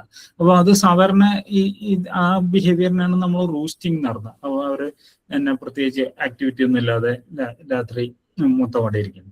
പക്ഷെ അത് ഒറ്റയ്ക്ക് ഇരിക്കുന്ന ഈ സോളിറ്ററി, അപ്പം അത് ചിലപ്പം കൂടുതൽ ശലഭങ്ങളൊന്നും അങ്ങനെ ഇരിക്കില്ല, ഒരുമിച്ച് ചിലപ്പോൾ 1, 2, 3 ഒക്കെ ഒരുമിച്ചിരിക്കുന്ന കാണാറുണ്ട്. പക്ഷെ വലിയ കൂട്ടങ്ങളൊന്നും കാണില്ല. ഈ കമ്മ്യൂണൽ റൂസ്റ്റിംഗ് എന്ന് പറഞ്ഞാൽ വളരെ വലിയ കൂട്ടങ്ങളായിട്ട് ചിലപ്പം ആയിരക്കണക്കിന് ശലഭങ്ങളൊക്കെ ഒരേ സ്ഥലത്ത് കൂട്ടം കൂടിയിരിക്കുന്ന ഇത് കാണാം. പ്രത്യേകിച്ച് ഈ ദേശാടനത്തിന്റെ ഒക്കെ കാലത്ത് അവർ ഒരുമിച്ച് കൂടിയിരിക്കും. അപ്പം ഇത് സാധാരണ ഗതിയിൽ ഇപ്പൊ ശലഭങ്ങൾ ദേശാടനം ചെയ്യുന്ന മുന്നേ അവര് ഒരുമിച്ച് കൂടിയിരിക്കുന്ന, ഒരുമിച്ച് നീങ്ങാൻ ഒരു കൃത്യമായിട്ടുള്ള ഒരു സമയം അല്ലെങ്കിൽ ഒരു കാലാവസ്ഥ അനുകൂലമാകുന്ന, അല്ലെങ്കിൽ കാറ്റും ഈ എല്ലാം അനുകൂലമാകുന്ന ഒരു സാഹചര്യത്തിന് വേണ്ടി ഒരുമിച്ച് കൂടിയിരിക്കുന്നു. അപ്പോൾ ഈ ഒറ്റയ്ക്ക് ഇരിക്കുന്നത് കൂടുതൽ റിസ്ക് ഉള്ളവരുടെ, അതായത് എരപിടിയന്മാർ അല്ലെങ്കിൽ പക്ഷികൾ അല്ലെങ്കിൽ ഈ പല്ലികളോ അല്ല ലിസാർഡ്സ് അതുപോലുള്ള ജീവികൾക്കൊക്കെ എളുപ്പത്തിൽ ടാർഗറ്റ് ചെയ്യാൻ പറ്റും ഒറ്റയ്ക്ക് ഇരുന്ന് കഴിഞ്ഞാൽ. ഇത് കൂട്ടം കൂടി ഇരുന്ന് കഴിഞ്ഞാൽ അവർക്ക് കൂടുതൽ സർവൈവൽ റേറ്റ് കൂടും. അതായത് ആക്രമണം എന്തെങ്കിലും ഉണ്ടാകുകയാണെങ്കിൽ അവർക്ക് എളുപ്പത്തിൽ രക്ഷപ്പെടാനും, അല്ലെങ്കിൽ കൂടുതൽ എണ്ണം ഉണ്ടാകുമ്പോൾ ഈ എന്തെങ്കിലും അപകടം പറ്റാനുള്ള സാധ്യത കുറവാണെന്നുള്ളത് കൊണ്ടാണ് ഇവരിങ്ങനെ കൂട്ടം കൂടിയിരിക്കുന്നത്. അപ്പോൾ ഈ കൂട്ടം കൂടിയിരുന്ന് കഴിഞ്ഞിട്ട് ഇതുപോലെ ഈ പടങ്ങളിൽ കാണുന്ന പോലെ ഇത് നമ്മുടെ സൗത്ത് ഇന്ത്യയിൽ നിന്നുള്ള കുറച്ച് പടങ്ങളാണ്. അപ്പം ഇവർ ഇങ്ങനെ കൂട്ടം കൂടിയിരിക്കുന്നതുകൊണ്ട് അവർ കൃത്യമായിട്ടുള്ള ഒരു മൈഗ്രേഷനുള്ള കൃത്യമായിട്ടുള്ള ഒരു അനുകൂലമായ സാഹചര്യം. അപ്പം സാധാരണ ഈ കാറ്റിന്റെ ഗതി അല്ലെങ്കിൽ ഒരു മഴയുടെ പാറ്റേൺ ഒക്കെ നോക്കിയിട്ടാണ് അവർ ഈ സെൻസ് ചെയ്തിട്ടാണ് അവർ എപ്പോഴാണ് നീങ്ങേണ്ടത്, അല്ലെങ്കിൽ ഇടയ്ക്ക് വെച്ച് പെട്ടെന്ന് കാലാവസ്ഥയൊക്കെ മാറിക്കഴിഞ്ഞാൽ ചിലപ്പോൾ ഒരേ സ്ഥലത്ത് തന്നെ കുറച്ച് ദിവസമൊക്കെ ഒരുമിച്ച് കൂടിയിരിക്കുന്നത് കാണാറുണ്ട്. അപ്പോൾ ഇവിടെ ഞങ്ങൾ ബാംഗ്ലൂരിലെല്ലാം നമ്മൾ ഈ സീസണിലും ഒരു മാസം മുന്നേ എല്ലാം നമ്മൾ നിറയെ ശലഭങ്ങൾ കൂടിയിരിക്കുന്നത് കണ്ടിട്ടുണ്ട്. അപ്പോൾ ഇത് അവർക്കൊരു കൃത്യമായിട്ടുള്ള ഒരു സമയം അല്ലെങ്കിൽ ഒരു അനുകൂലമായിട്ടുള്ള ഒരു സാഹചര്യം വരുന്ന വരെ അവർ ഇങ്ങനെ കൂട്ടം കൂടിയിരിക്കുന്നത്, പ്രത്യേകിച്ചും ഈ മൈഗ്രേഷന്റെ സമയത്ത്. അപ്പം നമുക്ക് കൃത്യമായിട്ട് അറിയില്ല ഏത് ദിവസമാണ് ഇവർ മുന്നോട്ട് പോവുക, അല്ലെങ്കിൽ ഏത് ദിവസമാണ് ഇവര് അവരുടെ ദേശാടനം തുടരുക എന്ന് നമുക്ക് പറയാൻ പറ്റില്ല. കാരണം അത് നമ്മളെക്കാൾ കൂടുതൽ അവർക്ക് എളുപ്പത്തിൽ സെൻസ് ചെയ്യാൻ പറ്റുന്ന ഈ മഴയുടെയും അല്ലെങ്കിൽ കാറ്റിന്റെയും ഒക്കെ പാറ്റേൺ നോക്കിയിട്ടാണെന്ന് തോന്നുന്നു അവര് മൂവ്മെന്റ് നോക്കുന്നത്. കാരണം ചില പോകുന്ന വഴിയിൽ ചിലപ്പോൾ കനത്ത മഴയോ എന്തെങ്കിലുമൊക്കെ ഉണ്ടെങ്കിൽ അങ്ങനെയുള്ള സാഹചര്യങ്ങളൊക്കെ ഒഴിവാക്കാൻ വേണ്ടി ഇടയ്ക്ക് ഒരു ബ്രേക്ക് എടുക്കുന്നതാണ് ഇങ്ങനെയുള്ള റൂസ്റ്റിംഗ്. അപ്പോൾ ചില സ്ഥലങ്ങളിലൊക്കെ നമ്മുടെ വയനാട്ടിലൊക്കെ ചില ഏരിയകളിൽ ഇത് വയനാട്ടിൽ നിന്നുള്ള ഒരു പടമാണ്. അതിന്റെ ഇത്രയും ശലഭങ്ങൾ ഒരുമിച്ച് കൂടിയിരിക്കുക, അതായത് ലക്ഷക്കണക്കിന് ശലഭങ്ങൾ ഒരേ സ്ഥലത്ത് കൂടിയിരിക്കുന്നതാണ്. അപ്പം ഇത് ഒരു അവരുടെ ഒരു സർവൈവൽ ടെക്നിക്കാണ്. അവർ ദേശാടനത്തിന്റെ എല്ലാം സമയത്ത് ഒരുമിച്ച് മുന്നോട്ട് പോയി കഴിഞ്ഞാൽ ചിലപ്പോൾ കൂടുതൽ അപകടങ്ങൾ ഉണ്ടാവും എന്ന് കരുതിയിട്ട്, അല്ലെങ്കിൽ കാലാവസ്ഥ മോശമാവെന്ന് കരുതിയിട്ട് ഒരേ സ്ഥലത്ത് അവർക്ക് ഒരു അനുകൂലമായ സാഹചര്യത്തിന് വെയിറ്റ് ചെയ്യുന്നതാണ്. അതാണ് ഈ റൂസ്റ്റിംഗ് അല്ലെങ്കിൽ കൂട്ടം ചേരൽ എന്ന് പറയുന്നത്. അപ്പം നമ്മുടെ ഈ ദേശാടന കാലത്ത് പല സ്ഥലങ്ങളിലായിട്ട് ഇങ്ങനെ കാണാറുണ്ട്. അപ്പം പ്രത്യേകിച്ച് ഈ ദേശാടനത്തിന്റെ പാതകളിൽ ഏതെങ്കിലും തന്നെ അവർക്ക് ഇരിക്കാൻ പറ്റുന്ന പ്രത്യേക സ്ഥലങ്ങളിൽ അല്ലെങ്കിൽ പ്രത്യേക സ്ഥലങ്ങളിൽ ഒരേ സ്ഥലത്ത് തന്നെ ചില വർഷങ്ങൾ വീണ്ടും വീണ്ടും കാണാറുണ്ട്. ഇപ്പൊ എല്ലാ വർഷങ്ങളിലും ഒരേ സ്ഥലത്ത് തന്നെ ചില ഒരേ ഏരിയയിൽ തന്നെ മിക്കവരൊക്കെ കാണാറുണ്ട്. അപ്പോൾ അവർ ഈ ദേശാടനത്തിൽ നീങ്ങുന്ന ചില പാതകളിൽ അവർ അനുകൂല സാഹചര്യത്തിന് വേണ്ടി വെയിറ്റ് ചെയ്യുന്നതാണ്. ഇതാണ് റൂസ്റ്റിംഗ് എന്ന് പറയുന്നത്.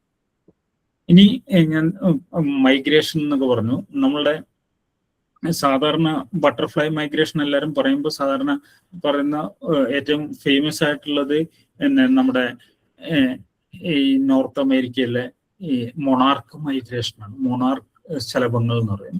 അപ്പം അവര് പിന്നെ അതാണ് ഏറ്റവും കൂടുതൽ പഠിച്ചിട്ടുള്ളത്. അപ്പം നമ്മുടെ വടക്കേ അമേരിക്കയിലെ അലാസ്ക മുതൽ മെക്സിക്കോ വരെ ഉള്ള ഒരു കോണ്ടിനെന്റ് മുഴുവൻ ഉള്ള നീളമുള്ള ഏകദേശം ഒരു വൻകര മുഴുവൻ ക്രോസ് ചെയ്തിട്ട് ശലഭങ്ങൾ നീങ്ങുന്ന. അപ്പോൾ അതാണ് ഏറ്റവും വളരെ ഫേമസ് ആയിട്ടുള്ള ഒരു ശലഭദേശാടനം. അപ്പം അത്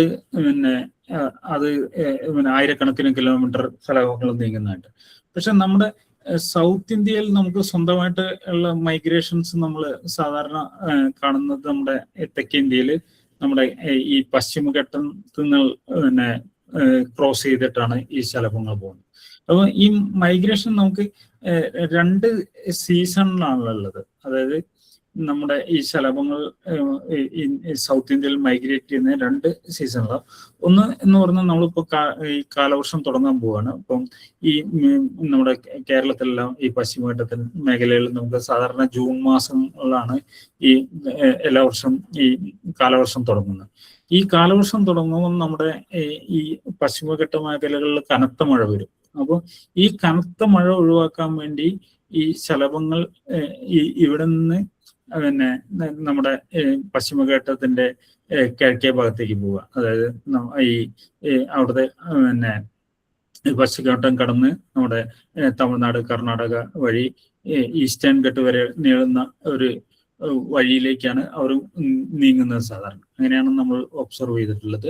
അപ്പം ഈ പശ്ചിമഘട്ടം കടന്ന് ഈ കിഴക്ക് ഭാഗത്തേക്ക് ഈ പ്ലെയിൻസിലേക്കും സമതലങ്ങളിലേക്ക് അല്ലെങ്കിൽ ഈസ്റ്റേൺ ഘട്ടിലേക്ക് പൂർവ്വഘട്ടം വരെയുള്ള ഒരു പാതകളിലേക്കാണ് നമ്മൾ കാണുന്നത്. അപ്പൊ നമ്മൾ സാധാരണ രീതിയിൽ ഈ വലിയ തോതിലുള്ള ഈ മൈഗ്രേഷൻ നമ്മുടെ ഈ വെസ്റ്റേൺ ഘട്ട് മേഖലകളിൽ കാണാറുണ്ട്. നമ്മുടെ തെക്ക് ഈ അഗസ്ത്യമല റീജിയനിൽ, അതുപോലെ ആനമല റീജിയൻ, അതേപോലെ നമ്മുടെ ആറളം, നീലഗിരി, വയനാട് റീജിയൻ, അതുപോലെ കൂർഗ്, ഇത്രയും ഈ സ്ഥലങ്ങളിലാണ് നമ്മൾ വളരെ കൂടുതലായിട്ട് മൈഗ്രേഷൻ കണ്ടിട്ടുള്ളത്.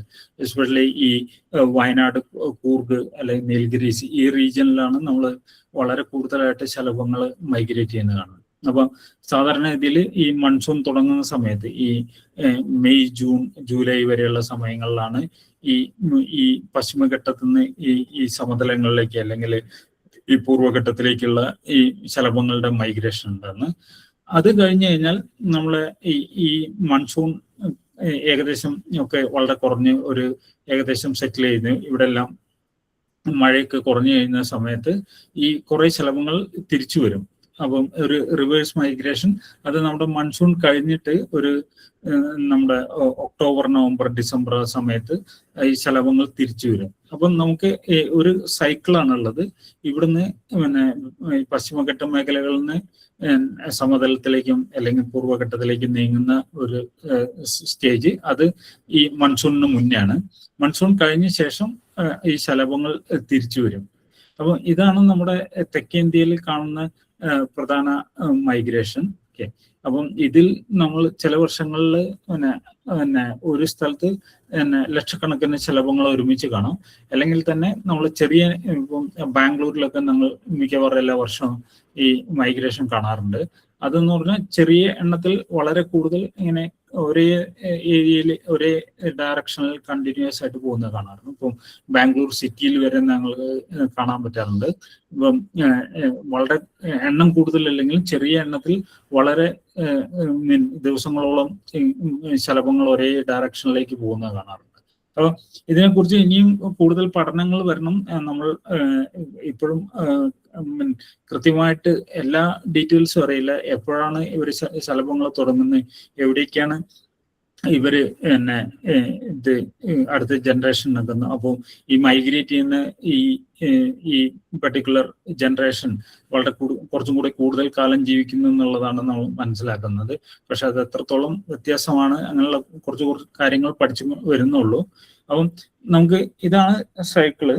ഇപ്പം ഈ ശലഭങ്ങൾക്ക് രണ്ട് ഡയറക്ഷൻ ഉണ്ട്. അപ്പോൾ ലെഫ്റ്റ് സൈഡിൽ നിന്ന് നമുക്ക് ഈ പശ്ചിമഘട്ട മേഖലയിൽ നിന്ന് കിഴക്ക് ഭാഗത്തേക്ക് പോകുന്ന ഒരു സൈക്കിളും അത് കഴിഞ്ഞ് അവിടുന്ന് തിരിച്ചിങ്ങോട്ട് വരുന്ന ഒരു സൈക്കിളും.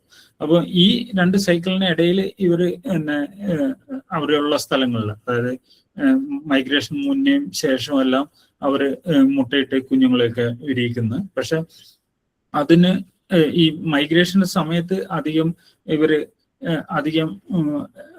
ബ്രീഡ് ചെയ്യുന്നത് കാണാറില്ല. അപ്പം ഇതിന്റെ ഈ മെക്കാനിസം എല്ലാം കംപ്ലീറ്റ് ആയിട്ട് പഠിച്ചു വരുന്നുള്ളൂ. അപ്പം നമുക്ക് രണ്ട് പാർട്ടാണുള്ളത്. ഈ മൈഗ്രേഷന് ഈ സൗത്ത് വെസ്റ്റ് മൺസൂണിന്റെ മുന്നേ ഒരു ഇവിടുന്ന് പശ്ചിമഘട്ടത്തിൽ നിന്ന് പുറത്തേക്ക് പോകുന്നതും, അതുപോലെ ഈ നോർത്ത് വെസ്റ്റ് ഈസ്റ്റ് മൺസൂണിന്റെ മുന്നേ അവർ തിരിച്ചു വരുന്നു. ഇങ്ങനെ രണ്ട് യാത്രയുള്ള, അതായത് ഒരു സൈക്കിളാണുള്ളത്.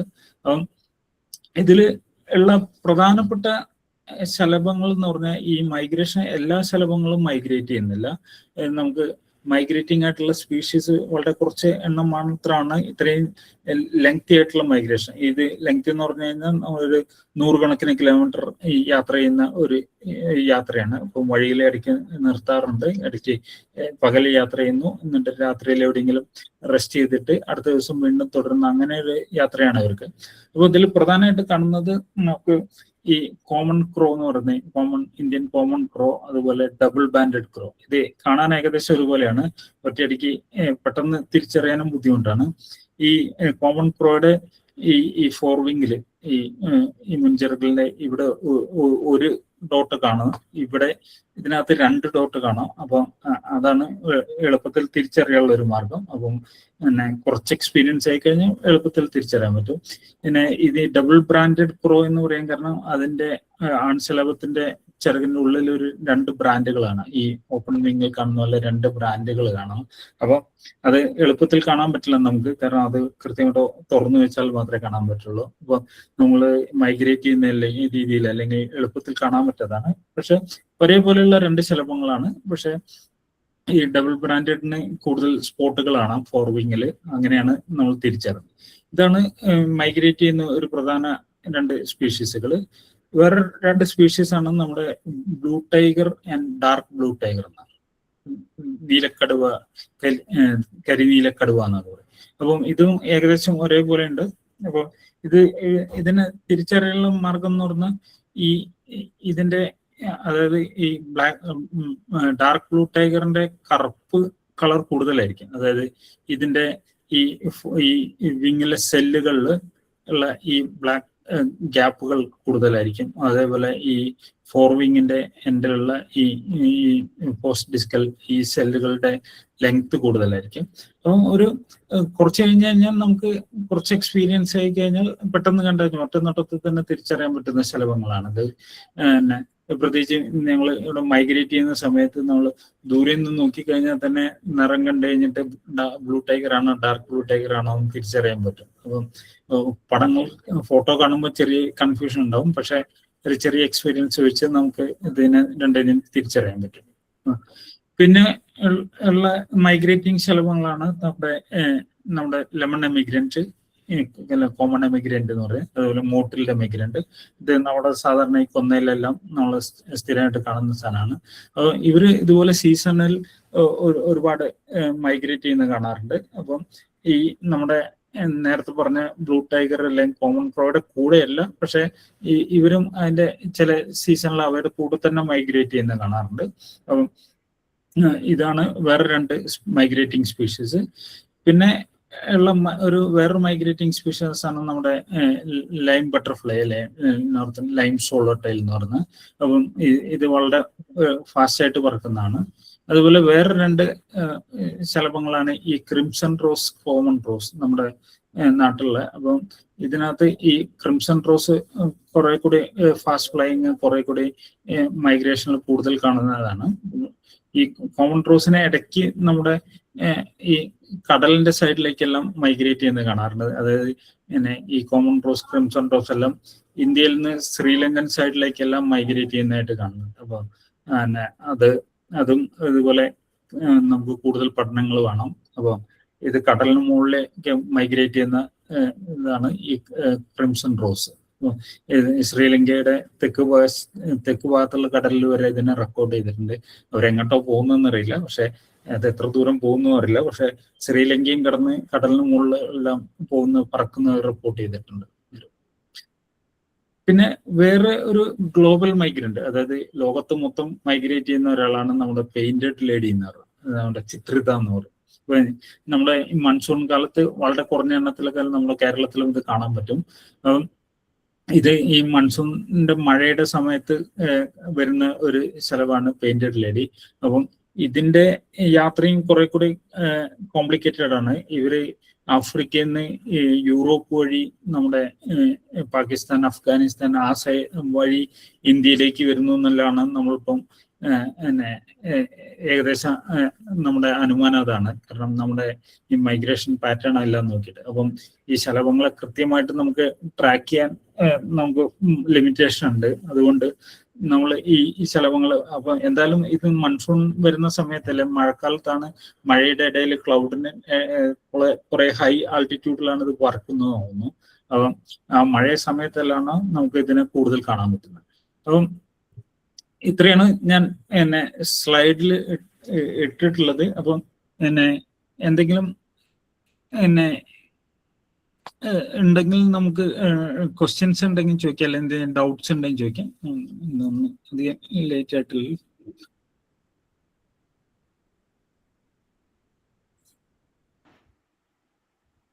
സാറേ, നമ്മുടെ മെറ്റമോർഫോസിസ് എന്ന് പറഞ്ഞ ഈ പരിപാടിയുടെ ഉദ്ഘാടനം ആറളത്ത് വെച്ചായിരുന്നു. ഓക്കെ. അപ്പോ ഏപ്രിൽ 5 മുതൽ 7 വരെ ഇവർക്കൊരു ക്യാമ്പ് ഞങ്ങൾ കൊടുത്തിരുന്നു. ആ സമയത്ത് നമ്മൾ പോയെങ്കിലും അവർക്ക് കാര്യമായിട്ടുള്ള ഒരു മൈഗ്രേഷൻ ഒന്നും അവിടെ കാണാൻ കഴിഞ്ഞിട്ടില്ല. എങ്കിലും അവർ കണ്ടിട്ടുണ്ട്, മെഡ്ബഡിലിംഗ് ഒക്കെ കണ്ടിട്ടുണ്ട്. അവര് കുറച്ച് ബട്ടർഫ്ലൈനെ കണ്ടെങ്കിലും അങ്ങനെ ആൽബട്രോസിനൊന്നും ഇതിനെ കാണാൻ കഴിഞ്ഞിട്ടില്ല. ആൽബട്രോസിനൊന്നും കാണാൻ കഴിഞ്ഞിട്ടില്ല. എങ്കിലും കുറച്ച് വനദേവതയും അങ്ങനെയുള്ളതും പിന്നെ ഈ ബ്ലൂസിന്റെ ഒക്കെ മഡ്ബഡിലിംഗ് ഒക്കെ അവര് കുറച്ച് പേരൊക്കെ കണ്ടിട്ടുണ്ട്. പിന്നെ കുറെ പേര് എല്ലാ സൺഡേയിലും നമ്മൾ ചലഞ്ച് വെക്കും. ഏറ്റവും കൂടുതൽ ഒബ്സർവേഷൻ എടുക്കുന്ന കുട്ടികൾക്ക് സമ്മാനം കൊടുക്കും. പിന്നെ എല്ലാ ദിവസവും കുട്ടികൾ പുറത്തേക്ക് ഇറങ്ങി അവർക്ക് പറ്റുന്ന വിധത്തിലുള്ള ബട്ടർഫ്ലൈയുടെ ഫോട്ടോസ് എടുക്കുക, ചെക്ക് ലിസ്റ്റ് ചെയ്ത് അങ്ങനെയുള്ള പരിപാടികളൊക്കെ ചെയ്തിട്ടുണ്ട്. അപ്പൊ കുട്ടികൾ കുറച്ച് ഇങ്ങനത്തെ ഇതൊക്കെ കണ്ടിട്ടുണ്ടെങ്കിലും ഇത് എന്താ സംഭവം എന്ന് അവർക്ക് ഇപ്പോഴാണ് മനസ്സിലായത്.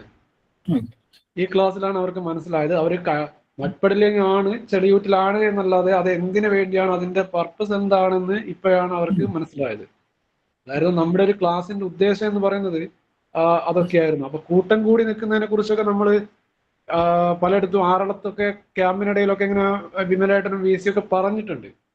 പക്ഷെ അത് അതിന്റെ പർപ്പസ് എന്താണ് എന്നൊന്നും അവർക്ക് അറിയില്ലായിരുന്നു. അത് ഇപ്പൊ സാറിന്റെ ക്ലാസ്സിലൂടെയാണ് അവർക്ക് കൃത്യമായിട്ട് അതിന്റെ ഒരു പോയിന്റ് കിട്ടിയത്.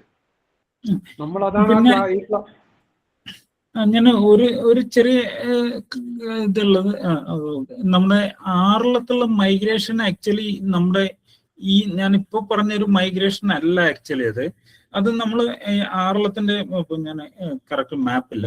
നമ്മുടെ ആറളത്തിന്റെ ലൊക്കേഷൻ എന്ന് പറഞ്ഞു കഴിഞ്ഞാൽ നമ്മുടെ ഈ കൂർഗിന്റെയും നമ്മുടെ നീലഗിരിയുടെ ഒക്കെ താഴെയാണ് വരുന്നത്. അതെ, ഒരു ജോഗ്രഫിക്കലി. അപ്പം ഈ കൂർഗ് നീലഗിരി എന്നൊക്കെ പറഞ്ഞു കഴിഞ്ഞാൽ നമ്മുടെ ഈ പ്രദേശത്തുള്ള ഏറ്റവും ഉയർന്ന സ്ഥലങ്ങളാണ് നമ്മുടെ ഊട്ടി അല്ലെങ്കിൽ ഈ കൂർഗ് എന്നൊക്കെ പറഞ്ഞത്. ഈ ഊട്ടി കൂർഗ് എന്നൊക്കെ പറഞ്ഞാൽ നമ്മൾ തണുപ്പുള്ള സ്ഥലങ്ങളാണ്. അപ്പം നമ്മൾ സാധാരണ ഈ ഡിസംബർ അവസാനം അല്ലെങ്കിൽ ജനുവരി ഒക്കെ ആകുമ്പോൾ ഈ സ്ഥലങ്ങളിൽ നന്നായിട്ട് തണുപ്പ് വരും. നന്നായിട്ട് തണുപ്പ് വരും എന്ന് പറഞ്ഞാൽ നമ്മുടെ ഊട്ടി സിറ്റി ഒന്നല്ല, സിറ്റിക്ക് പുറത്തുള്ള പിന്നെ മലകളിലൊക്കെ ചിലപ്പം ടെമ്പറേച്ചർ മൈനസ് വരെ പോകും. അതായത് രാത്രികളിലൊക്കെ ചിലപ്പം ടെമ്പറേച്ചർ നെഗറ്റീവ് ടെമ്പറേച്ചർ വരെ പോകും. ആ സമയത്ത് അവിടെ ശലഭങ്ങൾക്കൊന്നും അതിജീവിക്കാൻ പറ്റില്ല. അപ്പോൾ അത്രയും ടെമ്പറേച്ചർ വരുന്ന സമയത്ത് അവർക്ക് എന്തായാലും അവിടുന്ന് ഒഴിഞ്ഞു പോയേ പറ്റുള്ളൂ. അപ്പൊ അങ്ങനെയുള്ള വർഷങ്ങളിലാണ് നമ്മൾ തണുപ്പ് കൂടുതലുള്ള വർഷങ്ങളിലാണ് നമുക്ക് ആറളത്തെല്ലാം കൂടുതൽ മൈഗ്രേഷൻ കാണുന്നത്. അതായത് മലയുടെ മുകളിൽ നിന്ന് അവർ താഴേക്ക് ഇറങ്ങുന്നതാണ്. അപ്പം ഈ ഇപ്പം തണുപ്പ് കൂടുതലുള്ള വർഷങ്ങളിലെല്ലാം തണുപ്പ് കൂടുതലുള്ള ആഴ്ചകളിൽ നമുക്ക് കൂടുതൽ മൈഗ്രേഷൻ കാണാൻ പറ്റുന്നുണ്ട് നമ്മൾ ആറളത്തൊക്കെ. അപ്പം ബേസിക്കലി അവർ ചെയ്യുന്നതെന്ന് പറഞ്ഞു കഴിഞ്ഞാൽ ഒരു പ്രതികൂലമായിട്ടുള്ള കാലാവസ്ഥ വരുമ്പം അവര് ഒഴിഞ്ഞ് പിന്നെ പോകുന്നതാണ് ബേസിക്കലി ഈ മൈഗ്രേഷൻ എന്ന് പറയുന്നത്. അപ്പം ഈ ആറളത്ത് ഇങ്ങനെ ഒരു ലോക്കൽ മൈഗ്രേഷൻ ആണ്, ഒരു കുറച്ച് കിലോമീറ്ററുകൾ മാത്രമുള്ള ഒരു മൈഗ്രേഷൻ ആണ് നമ്മൾ ആറളത്ത് കാണുന്നത്. അപ്പോൾ ചില വർഷങ്ങളിൽ അത് വളരെ കൂടിയ നമ്പറാണ്. പക്ഷെ എങ്കിലും ആ മുകളിൽ നിന്നെല്ലാം ഒരുമിച്ചിറങ്ങി വന്നിട്ട് ആ പുഴയുടെ സ്ട്രീമിൽ അവർക്ക് എളുപ്പത്തിൽ മൂവ് ചെയ്യാൻ പറ്റുന്ന, അതായത് ഊർജം കുറച്ച് ഉപയോഗിച്ചിട്ട് എളുപ്പത്തിൽ മൂവ് ചെയ്യാൻ പറ്റുന്ന ഒരു പാത്താണ് അവർ തിരഞ്ഞെടുക്കുന്നത്. അപ്പൊ അതാണ് നമ്മുടെ ആറളത്തുള്ള മൈഗ്രേഷൻ. ആറളത്തിലുള്ള മൈഗ്രേഷൻ പറയാൻ ഉള്ള ആളുകൾ VCN ടീം ആണ്, അവരാണ് കൂടുതൽ കണ്ടിട്ടുള്ളത്. എനിക്ക് ആറളത്തുള്ള വളരെ കുറച്ച് യാത്രകൾ മാത്രമേ ആറളത്തിൽ പോയിട്ടുള്ളൂ. അതുകൊണ്ടാണ് ഞാൻ എന്റെ ആറളത്തിനെ കുറിച്ച് അധികം പറയാത്തത്. ഓക്കെ. അപ്പൊ ആ ഒരു കണക്ഷൻ ഇതുവരെ നമുക്ക് അറിയില്ലായിരുന്നു. ഇങ്ങനെ ഒരു പോയിന്റ് പോലും നമ്മൾ അറിയില്ലായിരുന്നു. ഇങ്ങനെ ഒരു അവിടുന്ന് അല്ല, കാരണം ആറളത്ത് പിന്നെ നിങ്ങൾക്ക് ആക്ച്വലി നമ്മുടെ ഈ ഊട്ടിയിലെ കൂർഗിലൊക്കെ ഒരു ടെമ്പറേച്ചർ വെച്ചൊരു മാപ്പിംഗ് ഒക്കെ ചെയ്ത് കഴിഞ്ഞാൽ നമുക്ക് ചിലപ്പം കുറെ കൂടെ നമുക്ക് ഏത് ദിവസങ്ങളിലാണ് നമുക്ക് മൈഗ്രേഷൻ കിട്ടുകയെന്ന് വേണമെങ്കിൽ പ്രെഡിക്റ്റ് ചെയ്യാം നമുക്ക്. കാരണം നിങ്ങൾക്ക് പിന്നെ ഇപ്പം ഗൂഗിൾ മാപ്പൊക്കെ വെച്ച് ടെമ്പറേച്ചറൊക്കെ ഏകദേശമൊക്കെ 1-2 ആഴ്ചത്തേക്ക് ഒരുമിച്ച് കിട്ടും. അപ്പൊ നിങ്ങൾക്ക് ആറളത്തൊക്കെ പ്ലാൻ ചെയ്യണമെങ്കിൽ നമുക്ക് ടെമ്പറേച്ചറൊക്കെ നോക്കാൻ വേണമെങ്കിൽ നല്ല തണുപ്പ്, മുകളിൽ നല്ല തണുപ്പ് വരുന്ന സമയങ്ങളിൽ ചിലപ്പം കൂടുതൽ മൈഗ്രേഷൻ ഉണ്ടാവും. ഓക്കെ. ഇപ്പൊ നമുക്ക് വോക്ക് ഭാഗമായിട്ട് ഇത് ശരിക്കും ഒരു പ്ലാൻ ചെയ്യാൻ പറ്റുന്ന ഒരു കാര്യമാണ്. അവിടെ ആറളത്ത് തന്നെ ഉള്ള ആളുകൾ നമ്മുടെ അതിനോട് ചേർന്ന് താമസിക്കുന്ന ആളുകളൊക്കെ നമ്മുടെ ഗ്രൂപ്പിലുണ്ട്. അപ്പൊ അവർക്ക് നിരീക്ഷിക്കാവുന്നതേ ഉള്ളൂ. അപ്പൊ നമ്മളും കൂടി സപ്പോർട്ട് ചെയ്ത് കൊടുത്താൽ നമുക്ക് ശരിക്കും ഇത് ഈ പറഞ്ഞൊരു കോറിലേഷൻ നമുക്കൊന്ന് പരിശോധിക്കാവുന്നതാണ്. പിന്നെ ഇവര് ഈ ഒബ്സർവേഷൻ ഈ ഏതെങ്കിലും ഐനാച്ചുറലിസ്റ്റ് ഏതെങ്കിലും അപ്ലോഡ് ചെയ്യുന്നുണ്ടോ? എന്താണ് ഐനാച്ചുറലിസ്റ്റിൽ നമ്മൾ കുറച്ച് അപ്ലോഡ് ചെയ്തിരുന്നു, അവരുടെ ആദ്യത്തെ 2 ആഴ്ച. പിന്നെ ബൾക്കായിട്ട് വരുന്നതുകൊണ്ട് നമുക്ക് മൊത്തം അങ്ങനെ ചെയ്യാൻ പറ്റിയിട്ടില്ല. പക്ഷെ നമ്മൾ കുറച്ച് അവരുടെ ചെക്ക് ലിസ്റ്റും അങ്ങനെയുള്ള കുറച്ച് കാര്യങ്ങളൊക്കെ നമ്മൾ ചെയ്യുന്നുണ്ട്. അല്ല, അങ്ങനെയല്ല പറഞ്ഞത്. ഇപ്പം ആക്ച്വലി ഫോണിൽ ആപ്പ് ഉണ്ടെങ്കിൽ അവർക്ക് തന്നെ നേരിട്ട് ക്ലിക്ക് ചെയ്ത് അപ്ലോഡ് ചെയ്യാവുന്നേ ഉള്ളൂ. അപ്പം ഇങ്ങനെ ട്രെയിൻ ചെയ്ത് കഴിഞ്ഞാൽ പിന്നെ അവർ കണ്ടിന്യൂ ചെയ്തോളും. അതായത് ശലഭങ്ങൾ മാത്രമല്ല, ഏത് ലൈഫ് ഫോം ആണെങ്കിലും അവർക്ക് അതിനകത്ത് തന്നെ നേരിട്ട് അപ്പം ഒരു ആപ്പ് എന്തെങ്കിലും ട്രെയിൻ ചെയ്ത് കഴിഞ്ഞാൽ അവരതൊരു കണ്ടിന്യൂസ് ആയിട്ട് തുടർന്നോളും. ഇങ്ങനെ ഇല്ല, അത് നമ്മൾ ചെയ്യുന്നുണ്ട്, പറഞ്ഞു കൊടുത്തിട്ടുണ്ട്. പക്ഷെ നമ്മൾ അതിലേക്ക് ഒരു നിർബന്ധിതമായിട്ട് അങ്ങനെ പറഞ്ഞിട്ടില്ല. അല്ല, അങ്ങനെയല്ല പറഞ്ഞു. നമ്മള് നിർബന്ധിക്കണ്ട. ഇപ്പൊ ഇൻട്രസ്റ്റ് ഉള്ളവർക്ക് ആക്ച്വലി കണ്ടിന്യൂ ചെയ്യാം. അത് കൊടുത്തിട്ടുണ്ട്, തീർച്ചയായും കൊടുത്തിട്ടുണ്ട്. നമ്മൾ അത് പറഞ്ഞു കൊടുത്തിട്ടുണ്ട്, എങ്ങനെയാണ് അതിന്റെ ആപ്പ് ഇൻസ്റ്റാൾ ചെയ്യേണ്ട കാര്യങ്ങളൊക്കെ പറഞ്ഞു കൊടുത്തിട്ടുണ്ട്. ഐനാച്ചുറൽസിനെ കുറിച്ച് ഒരു ക്ലാസ് ഒക്കെ ഉണ്ടായിരുന്നു നമുക്ക്. CNCയുടെ ഭാഗമായിട്ട് ഒരു ഐനാച്ചുറൽസിന്റെ ക്ലാസ് ഒക്കെ കൊടുത്തിട്ടുണ്ടായിരുന്നു. അപ്പൊ കുറച്ചുപേര് ഇതിൽ പങ്കെടുക്കുന്ന കുറച്ചുപേര് റോബിൻസിനെ പോലെയുള്ളവരൊക്കെ, ആരോൺ റോബിൻസ് ഒക്കെ സ്ഥിരമായിട്ട് ഐനാച്ചുറലിസ്റ്റ് അപ്ലോഡ് ചെയ്യുന്ന ഒരാളാണ്. ആ ഒരു രീതിയിൽ നമ്മൾ നോക്കുന്നുണ്ട്. കുട്ടികൾക്ക് സംശയം ഉണ്ടെങ്കിൽ ചോദിക്കുക കേട്ടോ. നിങ്ങൾക്ക് ചോദ്യങ്ങൾ ചോദിക്കാനുള്ള സമയമാണ്. ഹായ് സർ, നമസ്കാരം. ഞാൻ അശോഘോഷാണ്. പിന്നെ സർ, എനിക്ക് ചോദിക്കാനുള്ള ഒരു ഡൗട്ട് എന്താണെന്ന് വെച്ചാൽ, ഈ ഒരു മൈഗ്രേഷനും മഡ് പഡ്ലിങ്ങും, അതിൽ ഈ മഡ് പഡ്ലിങ് പണ്ട് മുതലേ ആരംഭിച്ചിട്ടുള്ള ഒരു പ്രക്രിയയാണോ? കാരണം ഇപ്പൊ നമുക്ക് മനുഷ്യന്മാർക്ക് തലമുറ മാറുന്തോറും ഈ ഒരു ഡെഫിഷ്യൻസി വരുന്നുണ്ട്, മിനറൽ ഡെഫിഷ്യൻസി വരുന്നുണ്ട്. അതേപോലെ വന്നതാണോ അതോ പണ്ട് മുതലേ ഉള്ള ഈ ഒരു ശീലാണോ ഈ ഒരു മഡ് പഡ്ലിങ്? അതായത് പിന്നെ അതായത് കൂടുതൽ ഇതുപോലുള്ള മിനറൽസ് എല്ലാം കിട്ടണമെങ്കിൽ അവർക്ക് നമ്മൾ സാധാരണ ഭക്ഷണം മാത്രം മതിയാവില്ല. ഇപ്പം നമ്മൾ ചില പിന്നെ അവര് ഈ ബട്ടർഫ്ലൈസ് ഇവോൾവ് ചെയ്തിട്ടുള്ള ഏരിയ വെച്ച് അവർ ഓരോ പുതിയ അഡാപ്റ്റേഷൻ ഉണ്ടാകുന്നത്. അപ്പം പിന്നെ ഇപ്പം പറഞ്ഞു നമ്മൾക്ക് ഇവർ കൂടുതൽ റീപ്രൊഡക്റ്റീവ് സക്സസ് ഉണ്ടാവണമെങ്കിൽ അവർക്ക് ഇതുപോലുള്ള മിനറൽസ് വേണം, പ്രത്യേകിച്ച് പൊട്ടാസ്യം, സോഡിയം മിനറൽസ് എല്ലാം വേണം. അപ്പം അത് കിട്ടാനുള്ള ഒരു എളുപ്പമാർഗ്ഗമാണ് ഈ മഡ് പഡ്ലിംഗ് എന്ന് പറയുന്നത്. അപ്പം പിന്നെ ഈ ഒരു സീസണിൽ അവരുടെ റീപ്രൊഡക്ഷൻ സീസണിൽ ഇത് മഡ് പഡ്ൽ ചെയ്ത് കഴിഞ്ഞാൽ പെട്ടെന്ന് കിട്ടുന്ന ഒരു സോഴ്സാണ്. അതുകൊണ്ടാണ് അവർ ഇത് നോക്കുക. അപ്പം പിന്നെ അത് എല്ലാ സ്പീഷീസിലും ഇല്ല, ചില സ്പീഷീസ് മാത്രമേ നമ്മൾ മഡ് പഡ്ൽ ചെയ്യുന്നത് കാണുന്നുള്ളൂ. അപ്പം ആ സ്പീഷീസിന് ഇതായിരിക്കും ചിലപ്പോൾ എളുപ്പമുള്ള മാർഗം കിട്ടാൻ. അതുകൊണ്ടായിരിക്കും അങ്ങനെ തന്നെ അവർ ഇവോൾവ് ചെയ്ത് വന്നിട്ടുള്ളത്. അപ്പം അതിന്റെ എക്സാക്ട് ഡീറ്റെയിൽസ് നമുക്ക് നോക്കേണ്ടി വരും എന്തൊക്കെയാണ് എങ്ങനെയാണ്. അപ്പൊ പക്ഷെ ഇവർക്ക് ഇതൊരു എളുപ്പമാർഗ്ഗമാണ്, അങ്ങനെ അധികം ബുദ്ധിമുട്ടില്ലാത്തൊരു മാർഗ്ഗം ആയതുകൊണ്ടായിരിക്കും ഇത് തിരഞ്ഞെടുത്തത്. Okay sir, thank U.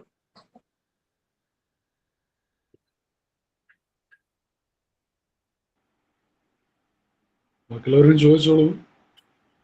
Hello sir. Okay sir. So when butterflies migrate, do the butterflies land in a particular area, or like that? Do they have a particular area where they come to? No, actually they may take a regular route. Regular route എന്ന് പറഞ്ഞാൽ നമ്മൾ സാധാരണ നമ്മളിപ്പം നമ്മൾ Google map നോക്കുകയാണെങ്കിലും ഇപ്പം ഒരു location അടുത്ത ലൊക്കേഷനിലേക്ക് പോകാൻ നമ്മൾ ഏറ്റവും എളുപ്പമുള്ള വഴിയാണ് കാണിക്കുന്നത്. അപ്പം ഇതുപോലെ ഈ ശലഭങ്ങളും അവർക്ക് എളുപ്പത്തിൽ, അതായത് ഏറ്റവും കുറഞ്ഞ ഊർജത്തിൽ ഏറ്റവും എളുപ്പത്തിൽ പോകാൻ പറ്റുന്ന ഒരു റൂട്ടാണ് തിരഞ്ഞെടുക്കുക.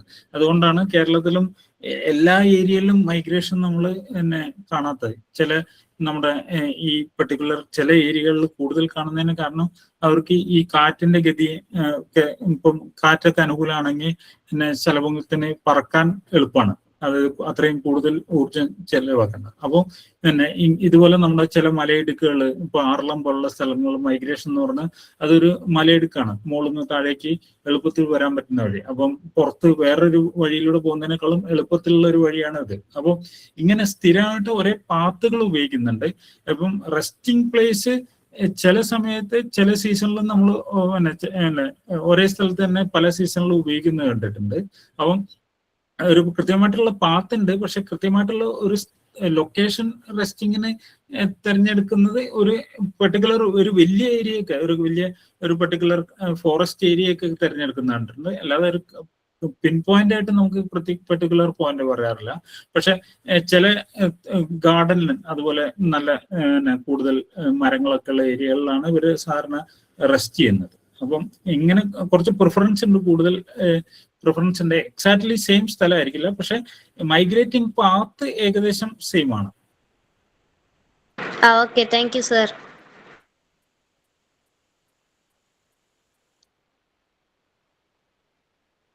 പിന്നെ നിങ്ങൾ മൈഗ്രേഷൻ കണ്ടിട്ടില്ല അല്ലെ? ആറളത്ത് അധികം കാണാൻ പറ്റിയില്ല എന്ന് പറഞ്ഞല്ലേ?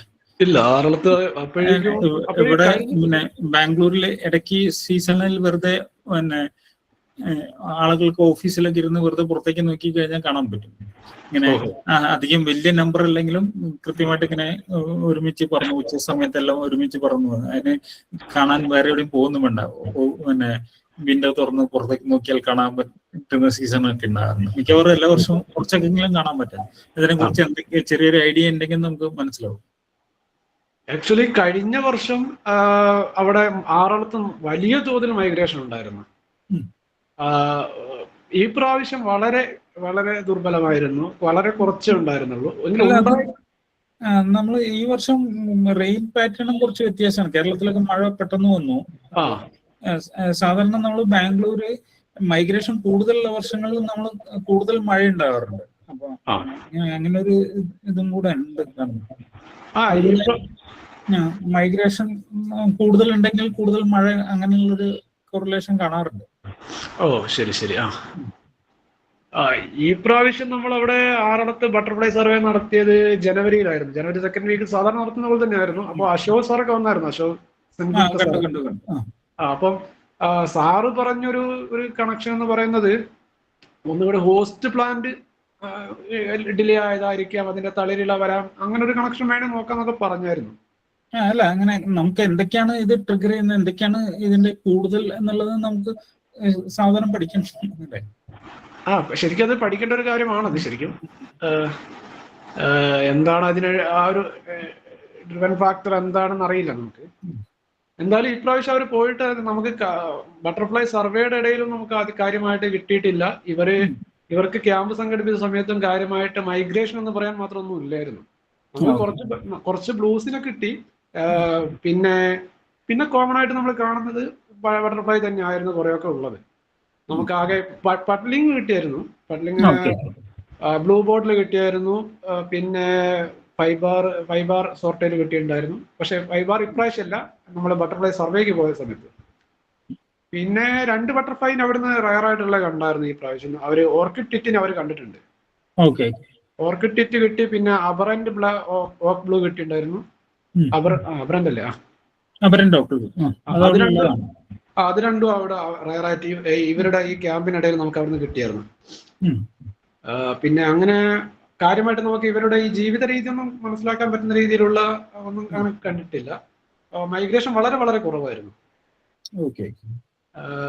അവർക്ക് അതൊരു ഏപ്രിൽ മാസം ആയതുകൊണ്ടായിരിക്കാം. പിന്നെ ഈ ആനപ്പിണ്ടത്തിലൊക്കെ വന്നിരുന്നിട്ടുള്ള ഈ ബ്ലൂ ബോട്ടിലും പിന്നെ കോമൺ ജെയ് അതൊക്കെ അവര് കണ്ടു. അതൊക്കെ കണ്ടു, അവർ ഫോട്ടോ ഒക്കെ എടുത്തിട്ടുണ്ടായിരുന്നു.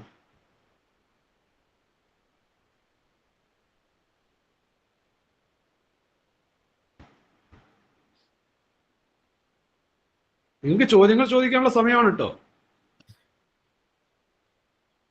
എല്ലാവരും ചോദ്യങ്ങൾ ചോദിക്കൂ.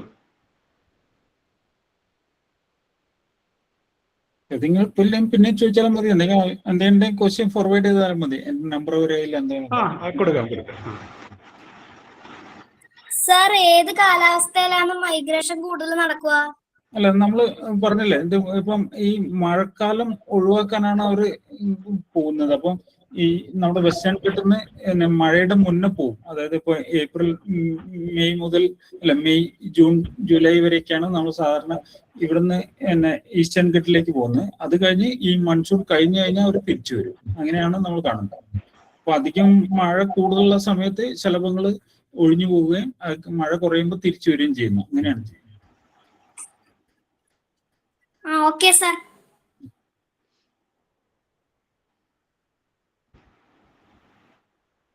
പിന്നെ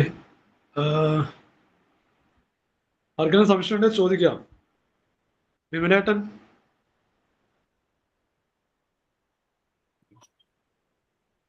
വിമലേട്ടാ,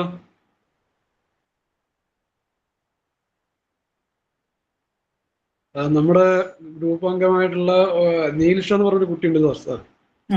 ആ കുട്ടി നമ്മുടെ കേളകത്തിലെ ബട്ടർഫ്ലൈ ആ ഒരു മൊത്തം പുസ്തകത്തിൽ എഴുതിയ ആ കുട്ടിയുടെ അച്ഛനും കൂടി ചേർന്നിട്ടായിരുന്നു. ആ കുട്ടിയുടെ കുറെ കോൺട്രിബ്യൂഷൻ ഒക്കെ വന്നിട്ടുണ്ടായിരുന്നു. അപ്പൊ അവരുടെ വീട് ഈ ആറളത്ത് അടുത്താണ്. അപ്പൊ അവർക്ക് സാറ് പറഞ്ഞ പോലെ ഈ കോറിലേഷൻ നോക്കാൻ അവർക്ക് ശരിക്കും പറ്റും. അല്ല, കാരണം അങ്ങനെ ഒന്ന് ഒബ്സർവ് ചെയ്ത് കഴിഞ്ഞാൽ നല്ലതാണ്, നല്ലൊരു സ്റ്റഡിയാണ്. നിങ്ങൾക്ക് ചോദ്യങ്ങളൊന്നുമില്ല? അല്ല, ചോദ്യം പിന്നെ കണ്ടിന്യൂ ചെയ്ത് കഴിഞ്ഞാൽ അവർക്ക് പിന്നെ ഡൗട്ട് വന്നോളൂ. സാർ, ഞാന് പിന്നെ ആറളത്തിനോട് ചേർന്നുള്ളൊരു സ്ഥലത്താണ്. പക്ഷെ ആറളം വൈൽഡ് ലൈഫിന്ന് ഒരു 5 കിലോമീറ്റർ 6 കിലോമീറ്റർ ദൂരമുണ്ട്. എനിവേ, പക്ഷെ ഇന്നലെ ഞങ്ങളുടെ വീട്ടിൽ കുറച്ച് ഈ ബട്ടർഫ്ലൈ പ്ലാന്റുകൾ ഇങ്ങനെ നമ്മള് ഒരു ബട്ടർഫ്ലൈ ഗാർഡൻ ടൈപ്പിൽ ചെയ്തിട്ടുണ്ട്. പക്ഷെ എല്ലാ പ്ലാന്റുകളൊന്നും ഇല്ല. എന്നാലും വളരെ യാദൃശ്യമായിട്ട് നമ്മള് കോമൺ പിന്നെ ചോക്ലേറ്റ് ആൽബർട്ടോസ് കഴിഞ്ഞ ദിവസം ഇവിടെ ഇങ്ങനെ കാണാനിടയായി. അപ്പോ അതിങ്ങനെ ഈ വൈൽഡ് ലൈഫിനോട് ചേർന്നുണ്ടാവുന്നതാണോ, അല്ലെങ്കിൽ നമ്മളെ നാട്ടുപുറത്തൊക്കെ കാണുന്ന ടൈപ്പാണോ? അത് ഈ പുഴയുടെ സൈഡിലൊക്കെ നമ്മുടെ നീർമാതളൊക്കെ അല്ലേ, നീർമാതളം നിർമ്മാതല എവിടെ ഇവിടെ അടുത്തെവിടെയും ഞാൻ എന്റെ അറിവിൽ കണ്ടിട്ടില്ല. അത് ഉണ്ടാവും, പുഴയുടെ സൈഡിൽ എവിടെയെങ്കിലൊക്കെ ഉണ്ടാവും. അത് പിന്നെ നമ്മുടെ നാട്ടിൽ പോകുന്ന ഈ ചോക്ലേറ്റ് ആൽബട്രോസ് അത്ര റെയർ അല്ല. പിന്നെ ഈ പ്രത്യേകിച്ച് മഴയൊക്കെ വരുമ്പോ അത് കുറച്ചും കൂടെ വരുന്നു. കേരളത്തില് പിന്നെ ഈ വർഷം മഴയും കുറച്ച് നേരത്തെയാണ് വന്നത്. അപ്പൊ പിന്നെ ചോക്ലേറ്റ് ആൽബട്രോസ് ഉണ്ടാവും. അത് സനലിന്റെ വീടിന്റെ ഭാഗത്തുണ്ടാവാൻ സാധ്യത വളരെ കൂടുതലാണ്. കാരണം അങ്ങോട്ട് വരും, അതിനകത്ത് വരും അല്ലേ? അല്ല, നിങ്ങൾ കണ്ടിന്യൂസ് ആയിട്ട് ഒബ്സർവ് ചെയ്ത് കഴിഞ്ഞാൽ നിങ്ങൾക്ക് 100-200 സ്പീഷീസ് എന്തായാലും കിട്ടും വീട്ടിനകത്തുനിന്ന്. അല്ല, അങ്ങനെയുള്ള ലൊക്കേഷൻ ആയതുകൊണ്ട് ഉണ്ട്, അത്യാവശ്യം സ്പീഷീസ് ഉണ്ട്. പക്ഷെ ഞാൻ ഡീപ്പായിട്ട് എനിക്ക് അറിവ് കുറവായതുകൊണ്ടായിരിക്കാം. കുഴപ്പമില്ല, അത് കുറച്ച് വർഷങ്ങൾ കണ്ടിന്യൂസ് ആയിട്ട് നമ്മൾ കഴിഞ്ഞാൽ 100-200 കിട്ടും എന്തായാലും. തീർച്ചയായിട്ടും. Okay, thank you sir. ഞങ്ങൾ കോഴിക്കോട് നെന്മണ്ട എന്ന് പറഞ്ഞ സ്ഥലത്താണ് താമസിക്കുന്നത്. ഇവിടെ പൂക്കുമലയുടെ അടുത്തായിട്ടാണ് താമസിക്കുന്നത്. അപ്പൊ ഇവിടെ എന്തായിരിക്കും? കൃത്യമായിട്ട് കേട്ടില്ല, എന്താണ്? ഞാൻ പിന്നെ ജെയ്സൺ നെടുമ്പാലയുടെ ഇത് കണ്ടു, പുള്ളിയുടെ. ഹലോ ശ്രേയ, പറഞ്ഞോളൂ, ഒന്നുകൂടി പറയാം ക്വസ്റ്റ്യൻ. എന്റെ മോള് ശ്രേയ ഉണ്ട് ഇതിനകത്ത്. ഞാൻ പേര് കണ്ടു പെട്ടെന്ന്. മോള് ചോദിച്ച ക്വസ്റ്റ്യൻ ക്ലിയർ ആയില്ല, വോയിസ് ബ്രേക്ക് ആവുന്നു. ക്വസ്റ്റ്യൻ കൂടെ. കോഴിക്കോട് നന്മണ്ടയാണ്, ഇവിടെ പൂക്കുന്നാലിന്റെ അടുത്തായിട്ടാണ് താമസിക്കുന്നത്. അത് പൂമ്പാറ്റൊന്നും ഇല്ല അധികം, കാരണം എന്തായിരിക്കും? പൂമ്പാറ്റൊന്നും ഇല്ലാത്തതിന് കാരണം നോക്കാത്തതാണ്. കുറച്ചും കൂടി അല്ല, അത് ഒരു 50 സ്പീഷീസ് എങ്കിലും നമുക്ക് കിട്ടും എന്തായാലും.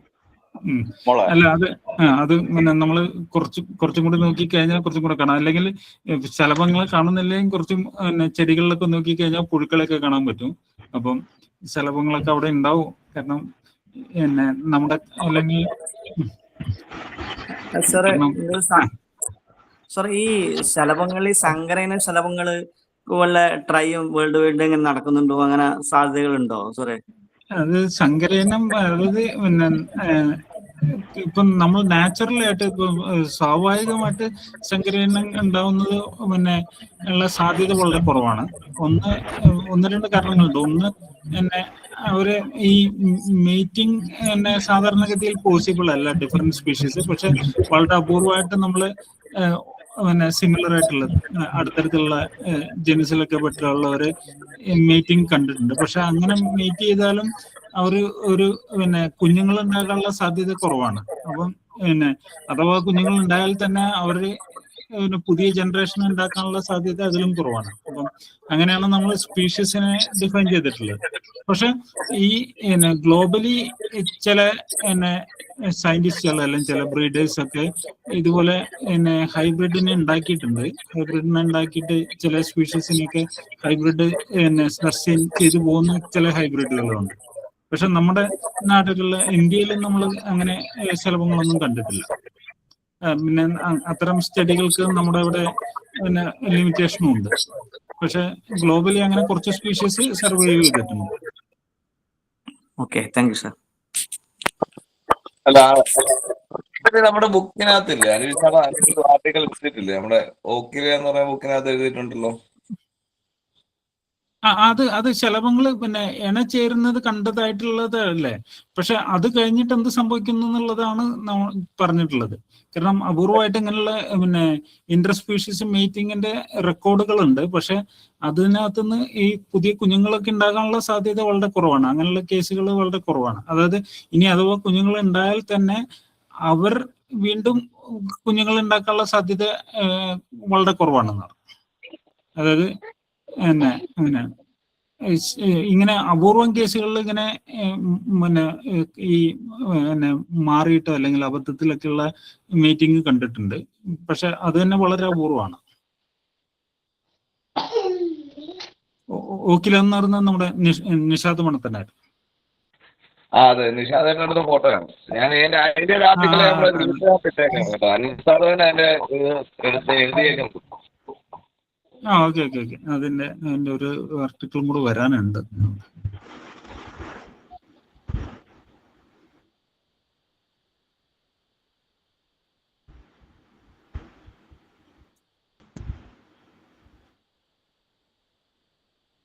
ഇനി ചോദ്യങ്ങൾ എന്തെങ്കിലും ഉം. ചോദ്യങ്ങൾ എന്തെങ്കിലും? ഇവര് ചിത്രശലഭം മാത്രമല്ല സാർ, മോത്തുകളെയും നോക്കിയിട്ടുണ്ട് കുറെയൊക്കെ, പക്ഷെ അത്ര ആഴത്തിൽ നോക്കിയിട്ടില്ല എന്ന് മാത്രമേ ഉള്ളൂ. മൂത്തുക്കളെ വീട്ടിനകത്തുള്ള ലൈറ്റിൽ നോക്കിയാൽ മതി, എല്ലാ ദിവസവും ഒരു കുറച്ചെണ്ണങ്ങൾക്ക് വരും. പക്ഷെ ഇവരുടെ ഗ്രൂപ്പില് മഹേഷിനെ ആഡ് ചെയ്തിരുന്നു. അപ്പൊ മഹേഷാണ് ഐഡി ചെയ്ത് കൊടുക്കുന്നത്. ആ. മഹേഷിന്റെ മൂത്തില് മഹേഷാണ് നല്ലത്. മഹേഷ് ഐഡി ചെയ്ത് കൊടുക്കുന്നുണ്ടായിരുന്നു. മഹേഷിന്റെ ക്ലാസ് കൊടുത്തിട്ടുണ്ടായിരുന്നു നമ്മള്. പിന്നെ ആറളത്ത് പോയ സമയത്ത് മൂത്ത് സ്ക്രീൻ വെച്ചിട്ട് കുട്ടികൾക്ക് അവിടുന്ന് മൂത്ത് വരുന്നതെല്ലാം കാണിച്ചു കൊടുത്തിട്ടുണ്ടായിരുന്നു. നമുക്ക് അവിടുന്ന് ഏകദേശം ഒരു 25-30 സ്പീഷീസിനെ കിട്ടിയിട്ടുണ്ടായിരുന്നു. അപ്പം അങ്ങനെ അത്ര ആഴത്തിൽ അവർക്ക് മൂത്തിനെ പറ്റി പഠിക്കാൻ പറ്റില്ല. അല്ല, പിന്നെ ഇത് ഇൻട്രസ്റ്റ് ഉണ്ടെങ്കിൽ അവർ തീർച്ചയായിട്ടും നോക്കിക്കോളും എന്ന് പറയാം. ഇങ്ങനെ ഉണ്ട്. അല്ല, അവർക്ക് താല്പര്യമുള്ളവര് സ്ഥിരമായിട്ട് നോക്കുന്നുണ്ട്. നല്ല ഒബ്സർവേഷൻസ് വരുന്നുണ്ട്. നമുക്ക് കാറ്റർ പില്ലറിനൊക്കെ അവര് ബട്ടർഫ്ലൈയുടെ കാറ്റർ പില്ലറിനൊക്കെ കിട്ടുമ്പോൾ അവര് എടുത്ത് റിയർ ചെയ്യാനും അത് ഏത് ബട്ടർഫ്ലൈ ആണെന്ന് തിരിച്ചറിയാനും ഒക്കെ അവരുള്ള ശ്രമങ്ങൾ ഉണ്ട് അവർ ഭാഗത്ത്.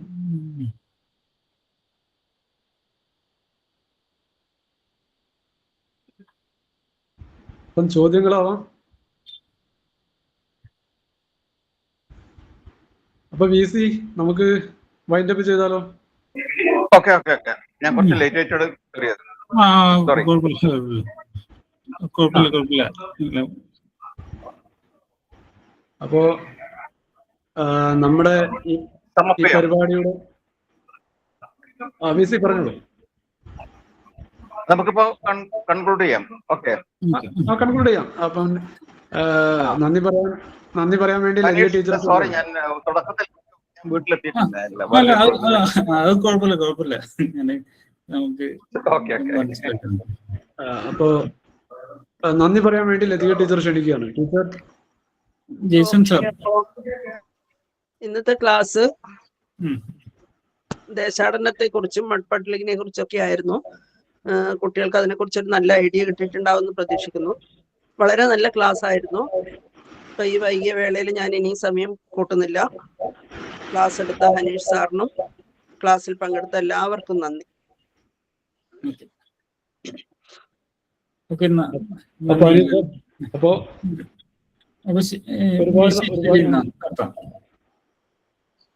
നൈറ്റ്. Good night sir.